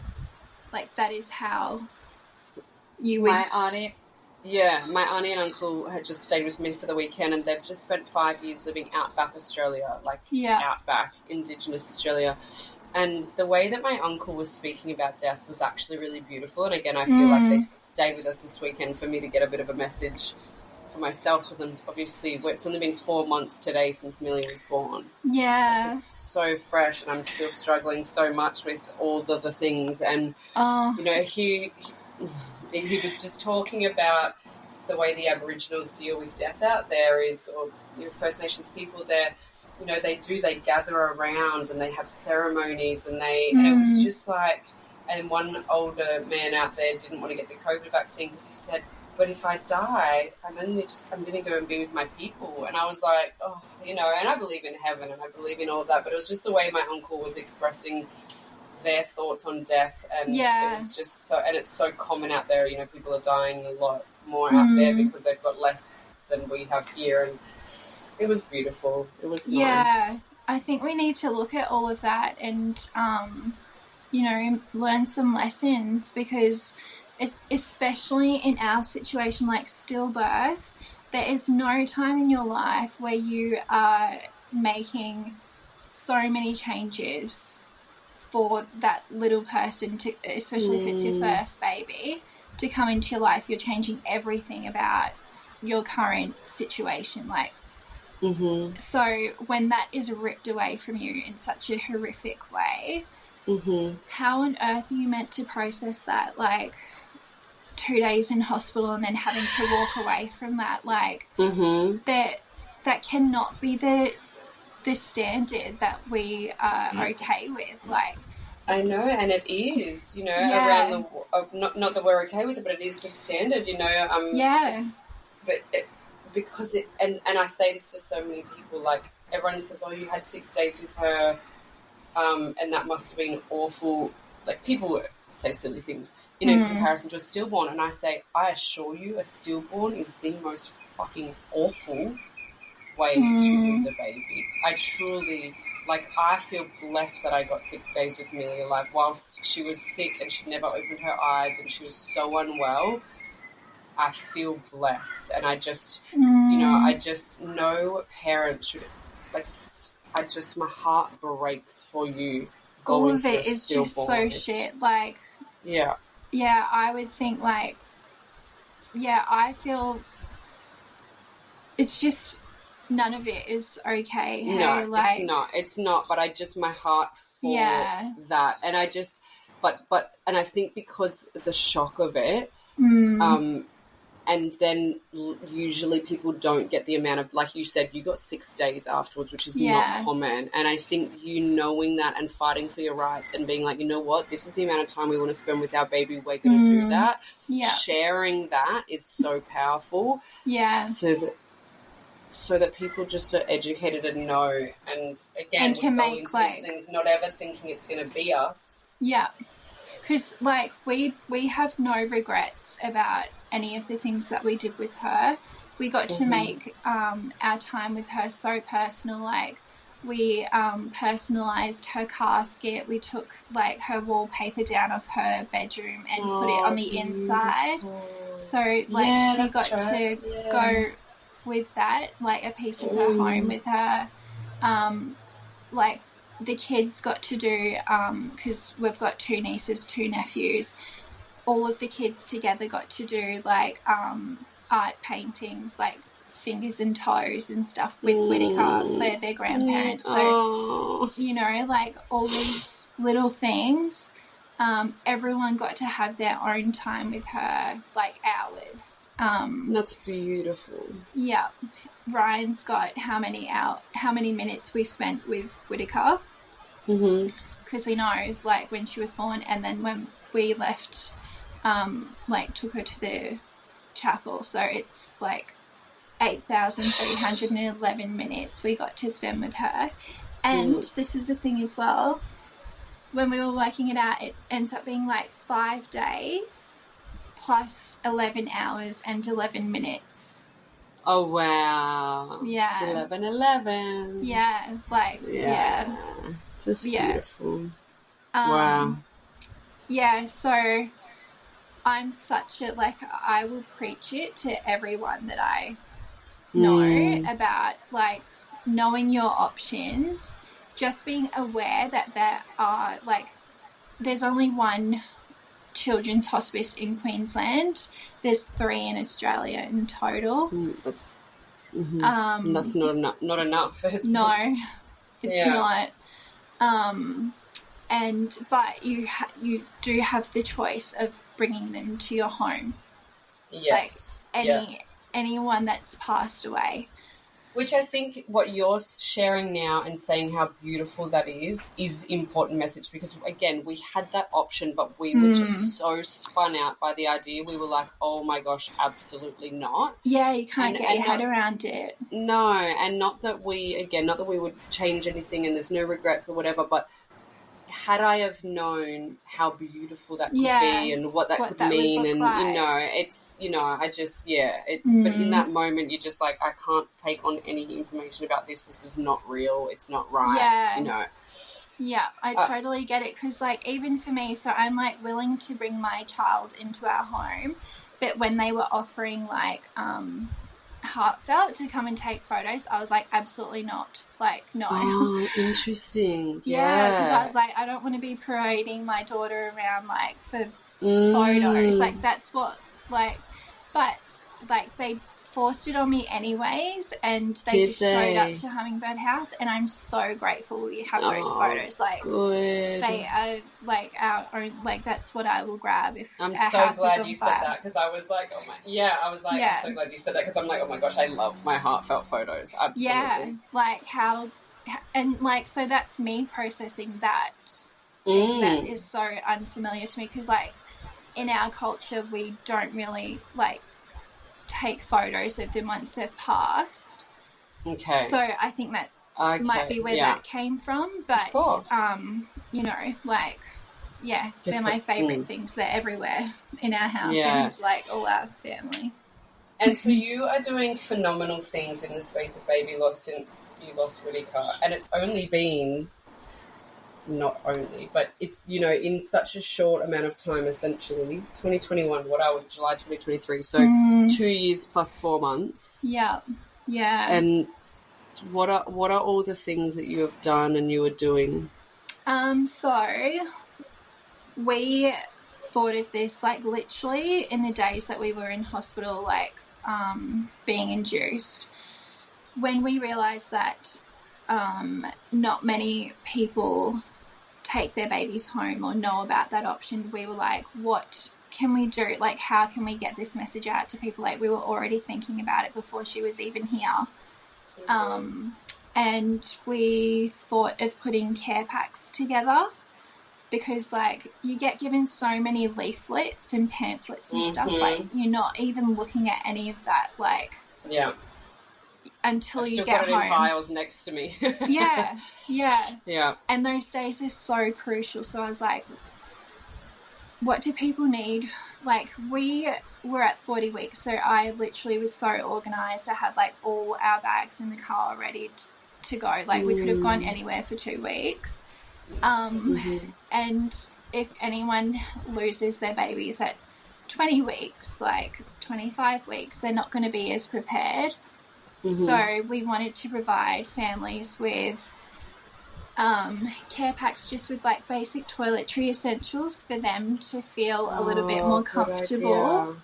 Like, we got given a beautiful Precious Wings box, and that was amazing. It had everything for Whittaker, like, for us to preserve our memories.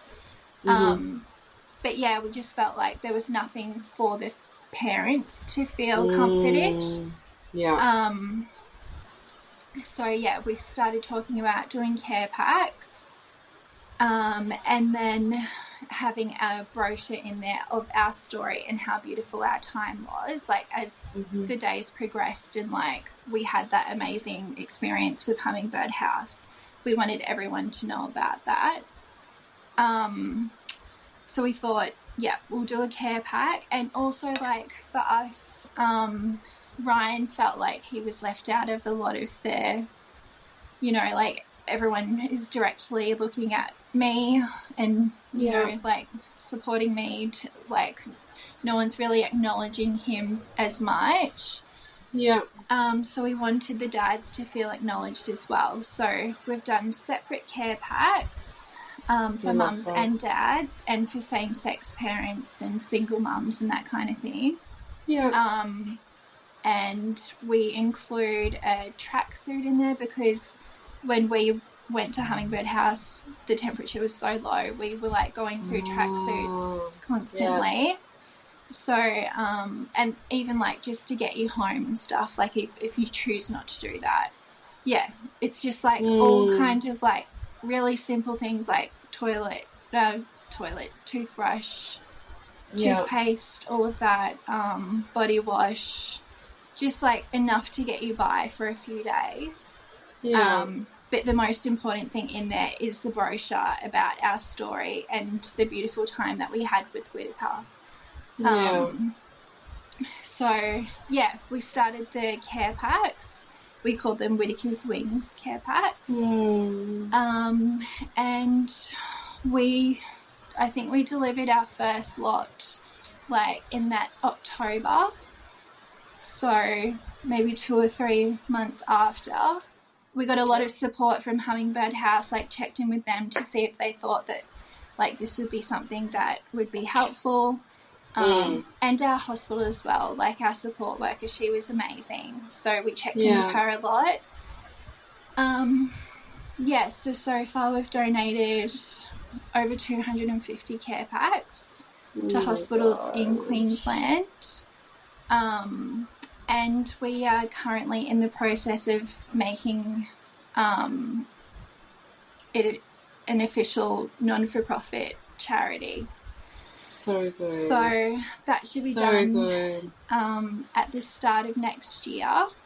And then we'll be able to go hard. Like, by the end of it, I've got such a clear vision of what I want for this space. Like, there's so many avenues of support that need to be addressed, and, like, so many little changes that can be made or looked into that really aren't that far-fetched, that can make the system so much better for grieving families. So, I've got, like, a 10-year plan for that. And, I'm really excited. I'm so pumped, like, just to make a difference. And, like, there's just not enough being done. And it's only until you go through this that you realise what is actually necessary. So, like, my long-term goal is to have, like, a stillbirth birthing centre. Oh, wow. Of course. I mean, because when you said before, like, they just took me into maternity, and I thought surely they can take you somewhere else, but no, of course not. You know, it's like... Yeah, they need all their equipment and stuff. But, like, that is just such an obvious solution for me. Like, have one in every metro city where they don't need, like, full bereavement teams in every hospital. They just send, like, if you've lost your baby, you go to this stillbirth birth centre, have your baby there, you're surrounded by other bereaved families. It's a less clinical space. Like, you've got double beds for families to sleep together once their baby's here. I think, like, you need at least a minimum of, like, 4 to 5 days with your baby before you're making decisions on what's happening after that. Your shirt's inside out. And like, it's just so clear to me. And, like, having, like, postpartum death doulas available to take you through, like, returning home.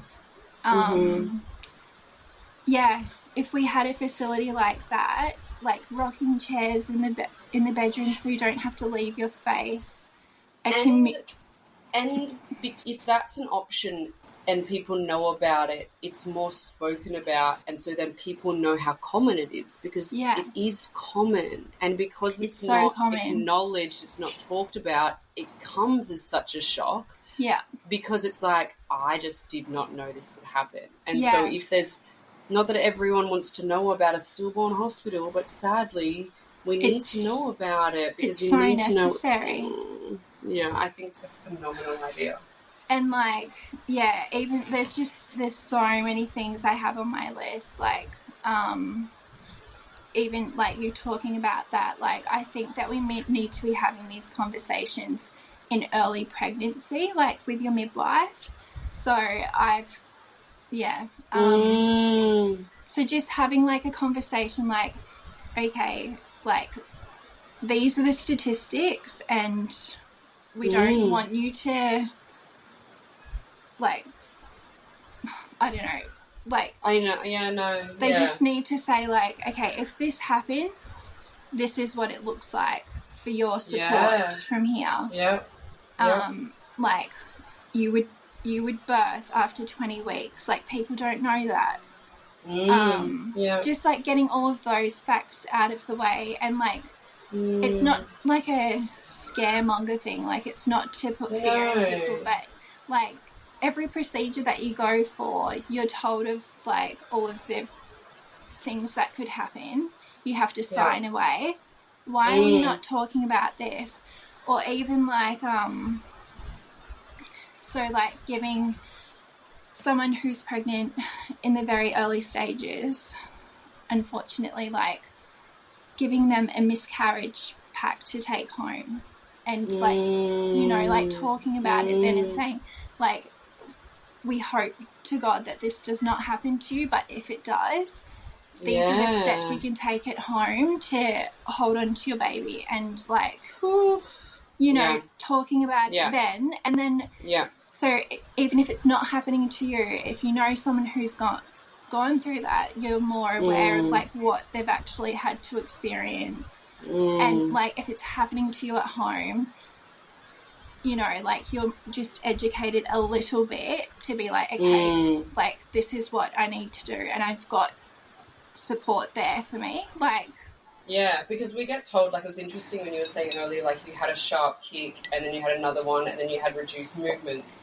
My OB had said to me, no, I think I did, like, a post about it because I had reduced movements, and I said something along the lines of, if you have a lot of movements and then reduced, that's a problem. And then no one knows what's right and what's wrong and this and whatever, but you're not, all we were told was any change of movement get checked out. Do you know what I mean? But it's... How do you know that as a first-time mum, though? Hey, like, there's just so much pressure on you. I never felt Milli move. I never felt her kick or punch. Because, and then once she was born, she had no muscle tone, so of course. But again, I was a first-time mum. I didn't know. And so, you know, and so then for you, and there's so much misleading information, you know, is a sharp kick or punch, you know, it's just, you know, but to know, like, all I was told was come in if that happens, but it was never like this, like, a serious discussion of your baby could stop breathing or your baby might die. Because, of course, no one wants to hear it, but then when it happens, it's fucking so shocking. Yeah, and it's the worst position to be in. But you're so blindsided. You've not been told anything unless you've been exposed to it. Like, how is that fair for any expecting parent to just have absolutely no idea? Like, I know. Like, there's still such a stigma and so much silence around baby loss. And, like, this is why, like, just a simple conversation in early pregnancy can kind of, if we're talking about it, like, we're just more aware and conscious of other people around us as well, like, who have gone through it. Yeah. And it's not contagious. It's not like, you know, if we talk about it, it's going to happen, or if you have a like, you know, it's not if we tell you these things, it's going to happen to you. It's just like, hey, these are the stats, these are the statistics, this is what, you know, and then we are all more, there just definitely needs to be more education and more discussions around it. Yeah, that's where it needs to start for sure. And even like, I really hate it, like how you were just saying about the like no movements and then like really aggressive movements. Like, obviously, if there's no movements, like you're there, like something has happened and it's probably too late, or like, you know, like for us, if we would, like, they just really like hone in on like no movement. They hardly talk about like sudden movement. Like, it's just kind of like a side note, like, oh yeah, sudden movement. But like when we were at the movies, we were literally down the road from our hospital. Fuck. So, like, if we had known, like, those really aggressive movements could mean that she's in distress, I would have went straight to the hospital, like, and it probably was too late then as well, because I feel like that is when she, you know, you don't get long before. Yeah. So is that something you've learned since? Because I don't know this information. So if there is a sudden movement, like a really intense kick or punch, that's obviously cause for concern? Yeah. Okay, yeah.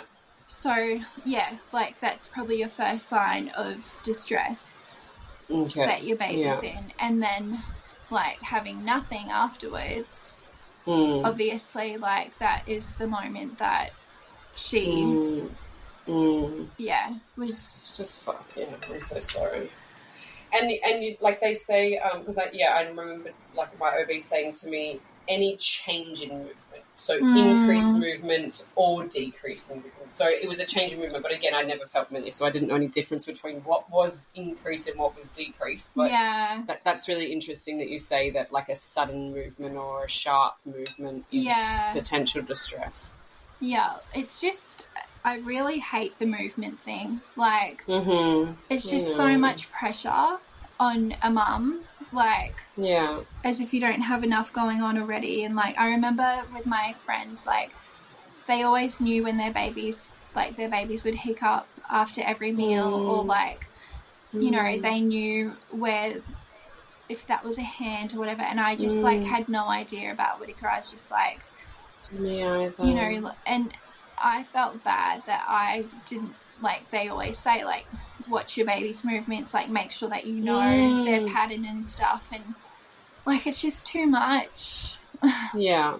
And that really is the only indicator that they can, you know, that they have, that your baby's okay, is the movement. But, like... So then you feel guilty. I know. I've gone over the guilt in my head a billion times around the movement. Yeah. And so I want to ask you how you're now pregnant with Whittaker's sister. I am. I want to cry for you. That's so beautiful. I'm sure with that comes so much fear and anxiety, but how has it been overall, like, you know, with movements and just in general, how have you been? Yeah. To be honest, like, it's been much the same of Whittaker's pregnancy. So it has been a really lovely pregnancy. And we're very close now, like weeks away. And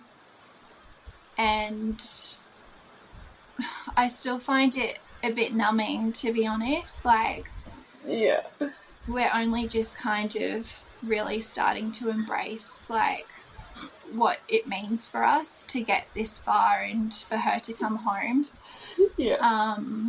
Like, I literally, like, picture walking through the door and, like, showing her big sister, like, photos on the wall.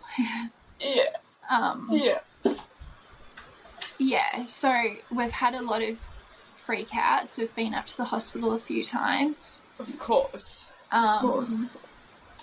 But apart from that, like, it has been a beautiful pregnancy. It's just been hard to kind of, like, we've kept it to ourselves. I am very,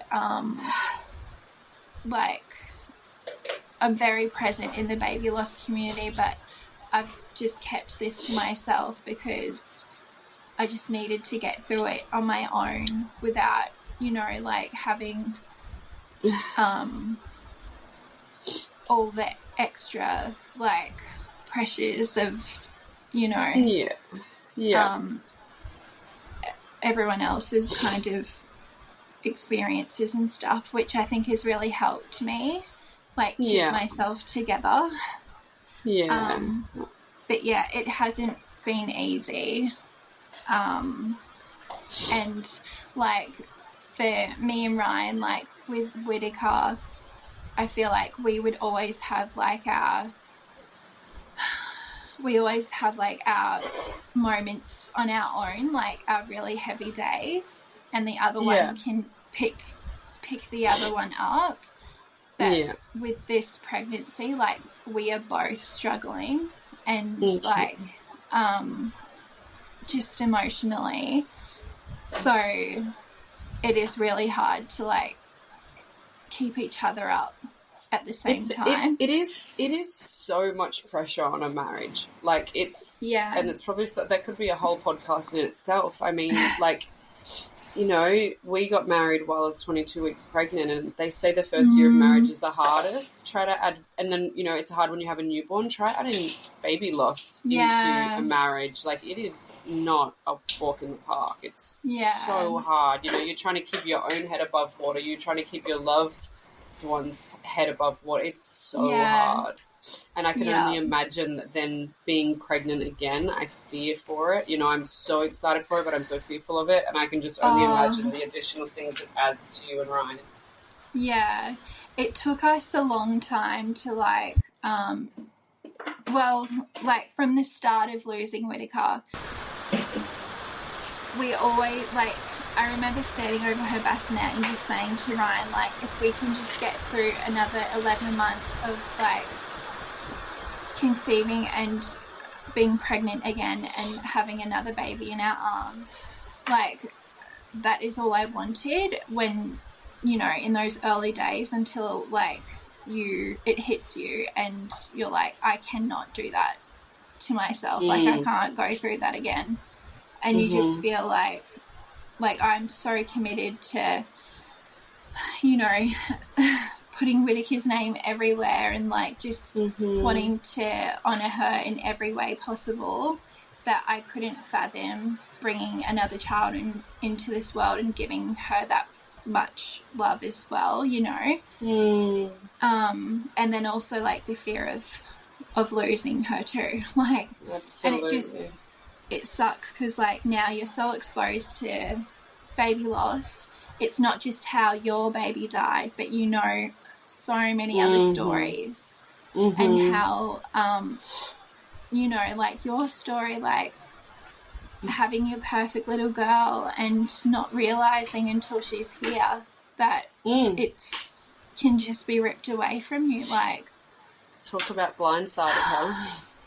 Yeah, it's so fucked. Like there's just too many ways and too many things I know now. Like, so there is no reprieve in this pregnancy. Like, I get excited for scans. Like, I wasn't at the start, but then I started to, and then like something will come up in the scan that's not even like anything concerning, and it just sets me off, and I'm like, I'm in a dark place for a day or so. Yeah. So yeah, there's really no until she's here, and then even then, like I know. We know stories of SIDS now, and like I was so scared of SIDS. That was the only thing I was scared of, because I was the same as you. I was 39 weeks. I was bringing my baby home, even though I couldn't imagine it. I was. And I was so prepared for SIDS. Like, I was like, I had the outlet and I had this, and you Safe Australia, blah, blah, blah. Like, you know, I'd done all the research on that. That was like my biggest thing. So, yeah. But, you know, I just have... I just want to give you the biggest hug. I'm like, I just love you. I know. We do have to catch up. You're just down the road. Yeah, crazy. So whereabouts, well, not exactly where are you, but you're between me and Brisbane? Yeah, like north side Brisbane. Yeah, so good. Yeah, me, you and AJ will catch up for sure. Yeah. Yeah, but I don't know. I'm hopeful for this pregnancy. Like, we are like weeks away, but I still can't let it go and like be like just all in. Yeah, of and I course. hate that. I know. It's just so different. I've like, yeah, I know I've been a bit disconnected from her, and it's only just started, you know, like we've started to get excited and, you know, feel good about it, but it's just hanging over you constantly. And then like as soon as you start showing, everyone's like asking you about it, and I just like don't want to talk about it to anyone. Like, yeah. And I don't want to go strangers, there. like, oh, is it your first? And, you know, all that shit. And, yeah, I can imagine. And like, I'm happy for those, like, I don't want to go there, but if we're going to go there, I'm going to be real with you. Like, and so, yeah, I'll answer truthfully. And then if they want to know more, I go deeper. And then I'm like, okay, thanks for the petrol. See you next time. Like, I was at the vet the other day, and I had to go in, and I was apologising for not picking up my dog's prescription. And she's like, "You haven't been in since June," and she's going over everything. And I'm not talking about it. I'm not talking about it. And then she's like, "I love your tattoo," and I'm like, "Oh, thank you." And then, like, literally, she wouldn't stop talking to me. And then I was obviously getting Milli done yesterday, her handprint. Look how it turned out. I love it. But this was, like, 3 days ago, and I said, oh, yeah. And she's like, oh, you're going to put something in that patch? Like, it was like this. It was like she's Milli just, was like, Mum, anticipating. Yeah. And I said, oh, I'm actually getting my daughter's handprints in a couple of days. I said, she passed away in July. And I said, and she just looked at me, and she started crying, the lady in the vet. And I said, that's why I haven't been in since June to get the dog's medication. But it was like, I'm not talking about it. And then I was like, all right, here we go. And I love talking about it, you know, but some days you like, and then other days, like I went up to get my coffee the other day, and this girl was like, oh my gosh, I love how much pink you wear. And I just was like, went to say it, like, and then I just didn't. And it's like this baby. And it's like, yeah, but anyway, I love talking about her. I know, yeah.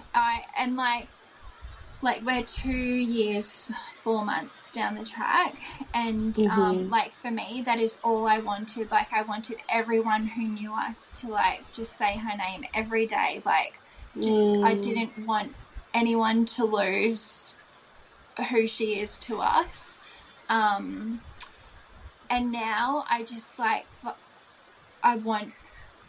I find it so sacred, so much more sacred. Like I don't care what anyone else, how anyone else wants to share her in their lives. Like, so I'm really glad that I'm through that, because that was so hard to kind of be okay with, you know. With other people sharing her, or what do you mean? Yeah. And just like the relationship that they had with her.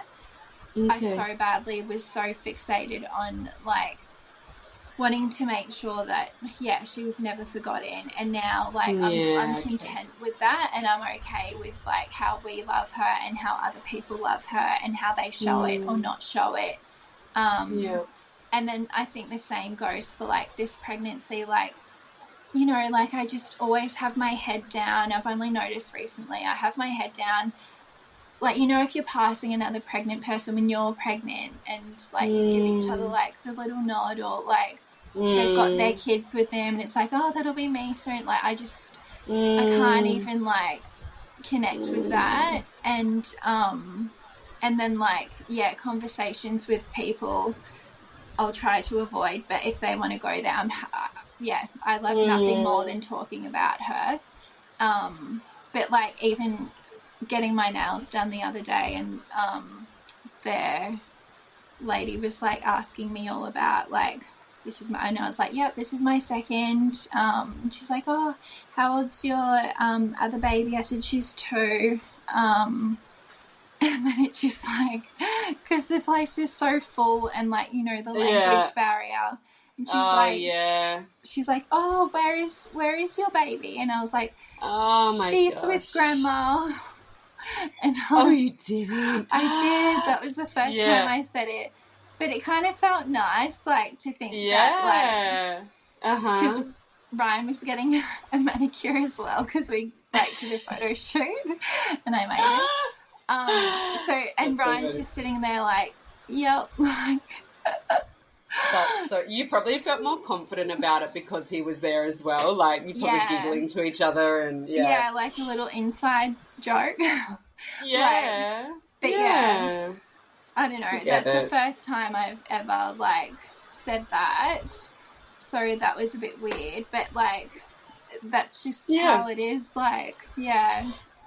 It was similar when Dylan and I were in the US and people were like, oh, what are you travelling for? And we were like, oh, we're on our honeymoon. Like, I mean, we got married in March, but no, we're here because our baby died and we're travelling the world to run away. Like, and then sometimes we went deep and sometimes we did tell people and random strangers, but it's like we'd look at each other and smile like, are we going to throw them under the bus and tell them? Or are we going to, you know, where are we going with this? So, yeah, we often, you know, just, it's... And you just do whatever's you just comfortable. Feels right in that time. Yeah. And if it's awkward for others, then let it be awkward. Like, it is what it is. Like, yeah. And it's the same on Instagram now. I've noticed it's a bit of a thing going around, but I'm not doing trigger warnings on my posts. I'm like, I didn't get a trigger warning when my baby died, so I'm not trigger warning anything. I'm sorry, you know. And my tattooist did a trigger warning today, and I understand that. So she posted the video of me getting Milli's ashes put into my tattoo. Yeah, I saw that.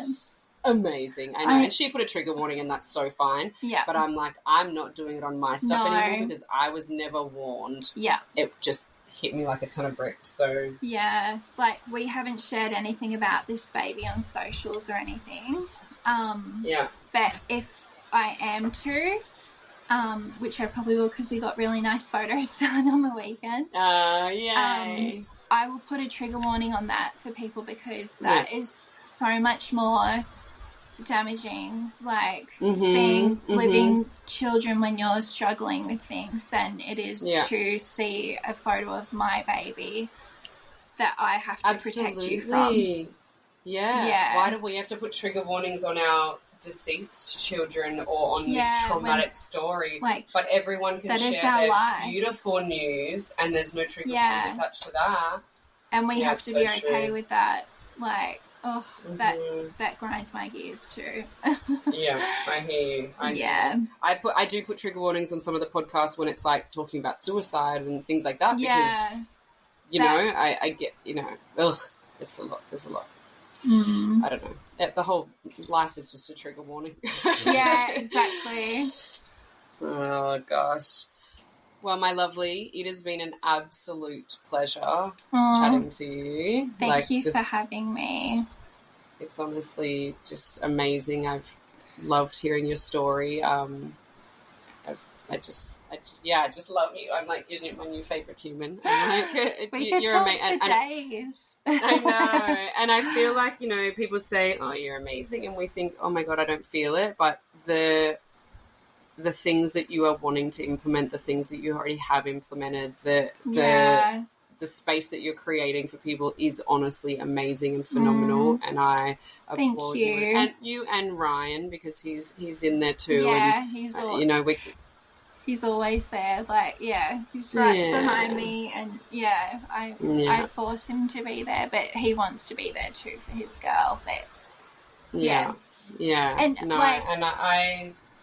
I can't wait to catch up with you in real person, and we will have coffee and chat, properly. And we'll get AJ there, and maybe the boys as well, and that would be amazing. Like, that's what drew me to you. Like, like we've got the footy. And do they have the same birthday? No. When's your husband's birthday? I think they're just Leos. Oh, they're okay. Yeah. What's August? Dylan's August 29. Yeah, right. Oh, that's my brother's birthday. Is it? Yeah. So they both go for the nights. The girls Yep. were both born on the same date. Yep. And then I think we had the other dates as well. There was like the 20th wedding. of July was the day that you... Oh, say goodbye to Whittaker, and that's the day you lost Milli. We lost Milli. And, oh, yeah, that's right. You did a gender reveal at your wedding? Yes, gender reveal at our, like... That was our COVID celebration wedding, so it was like all about Whittaker. And also like our original wedding date was meant to be March the 19th. Oh, and ours was the 23rd of the 3rd. So similar. Yeah, ours was... I thought you were the 19th for some reason. No. Oh, we got engaged. No, we got engaged on the... Oh, no, we didn't. Yes, I did some deep stalking when we first met. We got engaged on the 19th of March. That's right. We got engaged on the 19th of March. And that was meant to be your wedding day. Was meant to be, yeah, but we eloped and got married on the 15th. And then, and we've got like all these crazy dates. They're so funny. Yeah, we got married on the 23rd of the 3rd, But even just like March, I know. Random. Yeah. So amazing. So cool.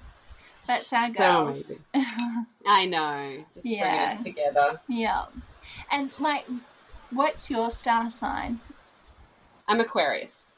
I'm February 5th. I'm Sagittarius. I feel like we both have that, like, go-getter, like, just get it done.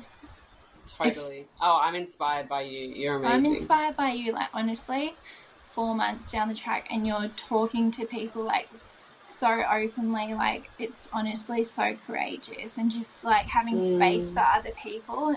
Like, only 4 months later, I don't think, like, I wanted to do things for people, but I just didn't have the capacity to, like, take on other people's, like, big emotions and all of that. Like, I commend you for doing that for us because, you've made such a beautiful space for people. Thank you. I really love it. Someone said the other day, how does she do that? And I was like, it gets me out of bed. Like, I've got I'm interviewing someone every day this week, and I'm just like, tell me your story, you know? Wow. Yeah, you know, I just love it, and I just think it's such a special space, and I feel honoured that everyone feels, you know, safe enough to share it with me, and and I know how important it is to share our babies. Well, you're so easy to talk to, and like just to have this. You know exactly what it's like going through this, and I think that opens up so much space. Like, these are just our people now. Like, you feel so comfortable, like around people who've been through it. Like, my old life is nothing. Like, I've lost so many friends, things like that, but I'm okay with it now, you know, like... Yeah, because then you get to make friends, like AJ and myself, and it's beautiful. Yeah. And I just keep feeling like I need to say it, but I can't wait to meet your baby. Oh, thank you. Me too. I can totally see myself cuddling her. Oh, yes. And she's gonna be healthy, and she's gonna be in your home, and I can totally see that. I have every faith that she is, but I can understand your fears as well. Yeah. I know. I'm with you, Mama. Absolutely with you. Thank you. But this potty will be up, I think, next Sunday. Okay. And so we'll share the shit out of it. Yeah. Love to. You've been amazing. Thank you. Big hug and big hug and big kisses, and give Ryan a big hug from me too. Yes, you too. And we'll all catch up soon. Yeah, that would be so good. All right. Thanks so much, Rochelle. You're so welcome. And all of your links and all of your things and all, because we've talked about Whittaker's wings and all that, send it all through to me, and we're going to put it all in the show notes so that people can... Yes, look, I have one. Oh, you've got it? Look. Yes. I remember I won the Instagram package thing. I know. That was so special that you won it. Like, because, Can you believe it? Yeah, I'd only connected with you kind of, like, sussing everyone out. And then I know. And then we chatted, and then I won it. I was like, oh my word. Yeah, so you're doing big things for people. So, we'll talk about this another time. Maybe. We will, but we will absolutely put all of... Look, I've got her little because I haven't even filled in the journal yet, but I know know. I know there's a part in it that says that you can put Polaroids in it, or it says to put photos. Yeah. And I have these beautiful Polaroids Ready to go. Look at this. This was before I went in to have Milli. Oh, wow. Because we had a Polaroid camera there. Oh, that's such a good idea. Oh, beautiful. And then, like, her when she was, like, just born. Oh, my gosh. Honey. So I've got them all here because I want to put them in the journal that you sent me. Yes. Yeah. Confession, I've filled out, like, 2 chapters of Whittaker's. Oh, we will get there. Yeah, we'll get there. Those memories don't go away. No, that's right. But yeah, I'm going to put all of the notes, I'm going to put all of the links in the show notes. You send them all to me of all the things that people can do and find you and buy and care packages and donations and all the things. Yes. So many things. So many things. Thank you so much. All right, beautiful. You're Have a good so night. welcome.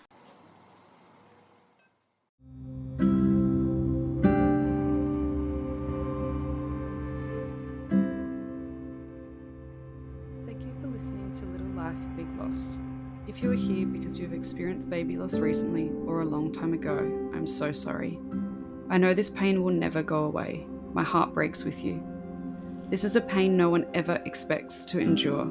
Or maybe you are listening because you have just found out your baby is unwell in utero and now you have some really hard-hitting decisions to make. I am, again, so sorry. These are decisions no parent should ever have to make. I hope these podcasts can lighten the load just a little bit in ways to help understand what the road ahead might look like and what your options are. Remember, you always have options. It is your body and your baby. If you have never experienced the loss of a baby and you are here to learn, thank you. We want to be heard and listened to. You will help someone somewhere with the knowledge taken from these podcasts.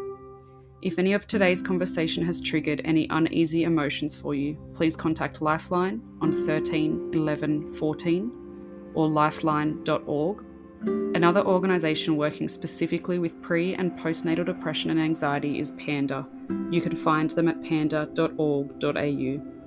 And remember, postnatal depression and anxiety does not discriminate. It can affect both men and women, mums and dads.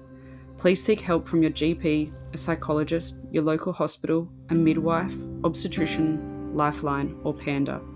Thank you again for listening. I love you and miss you, my Milli.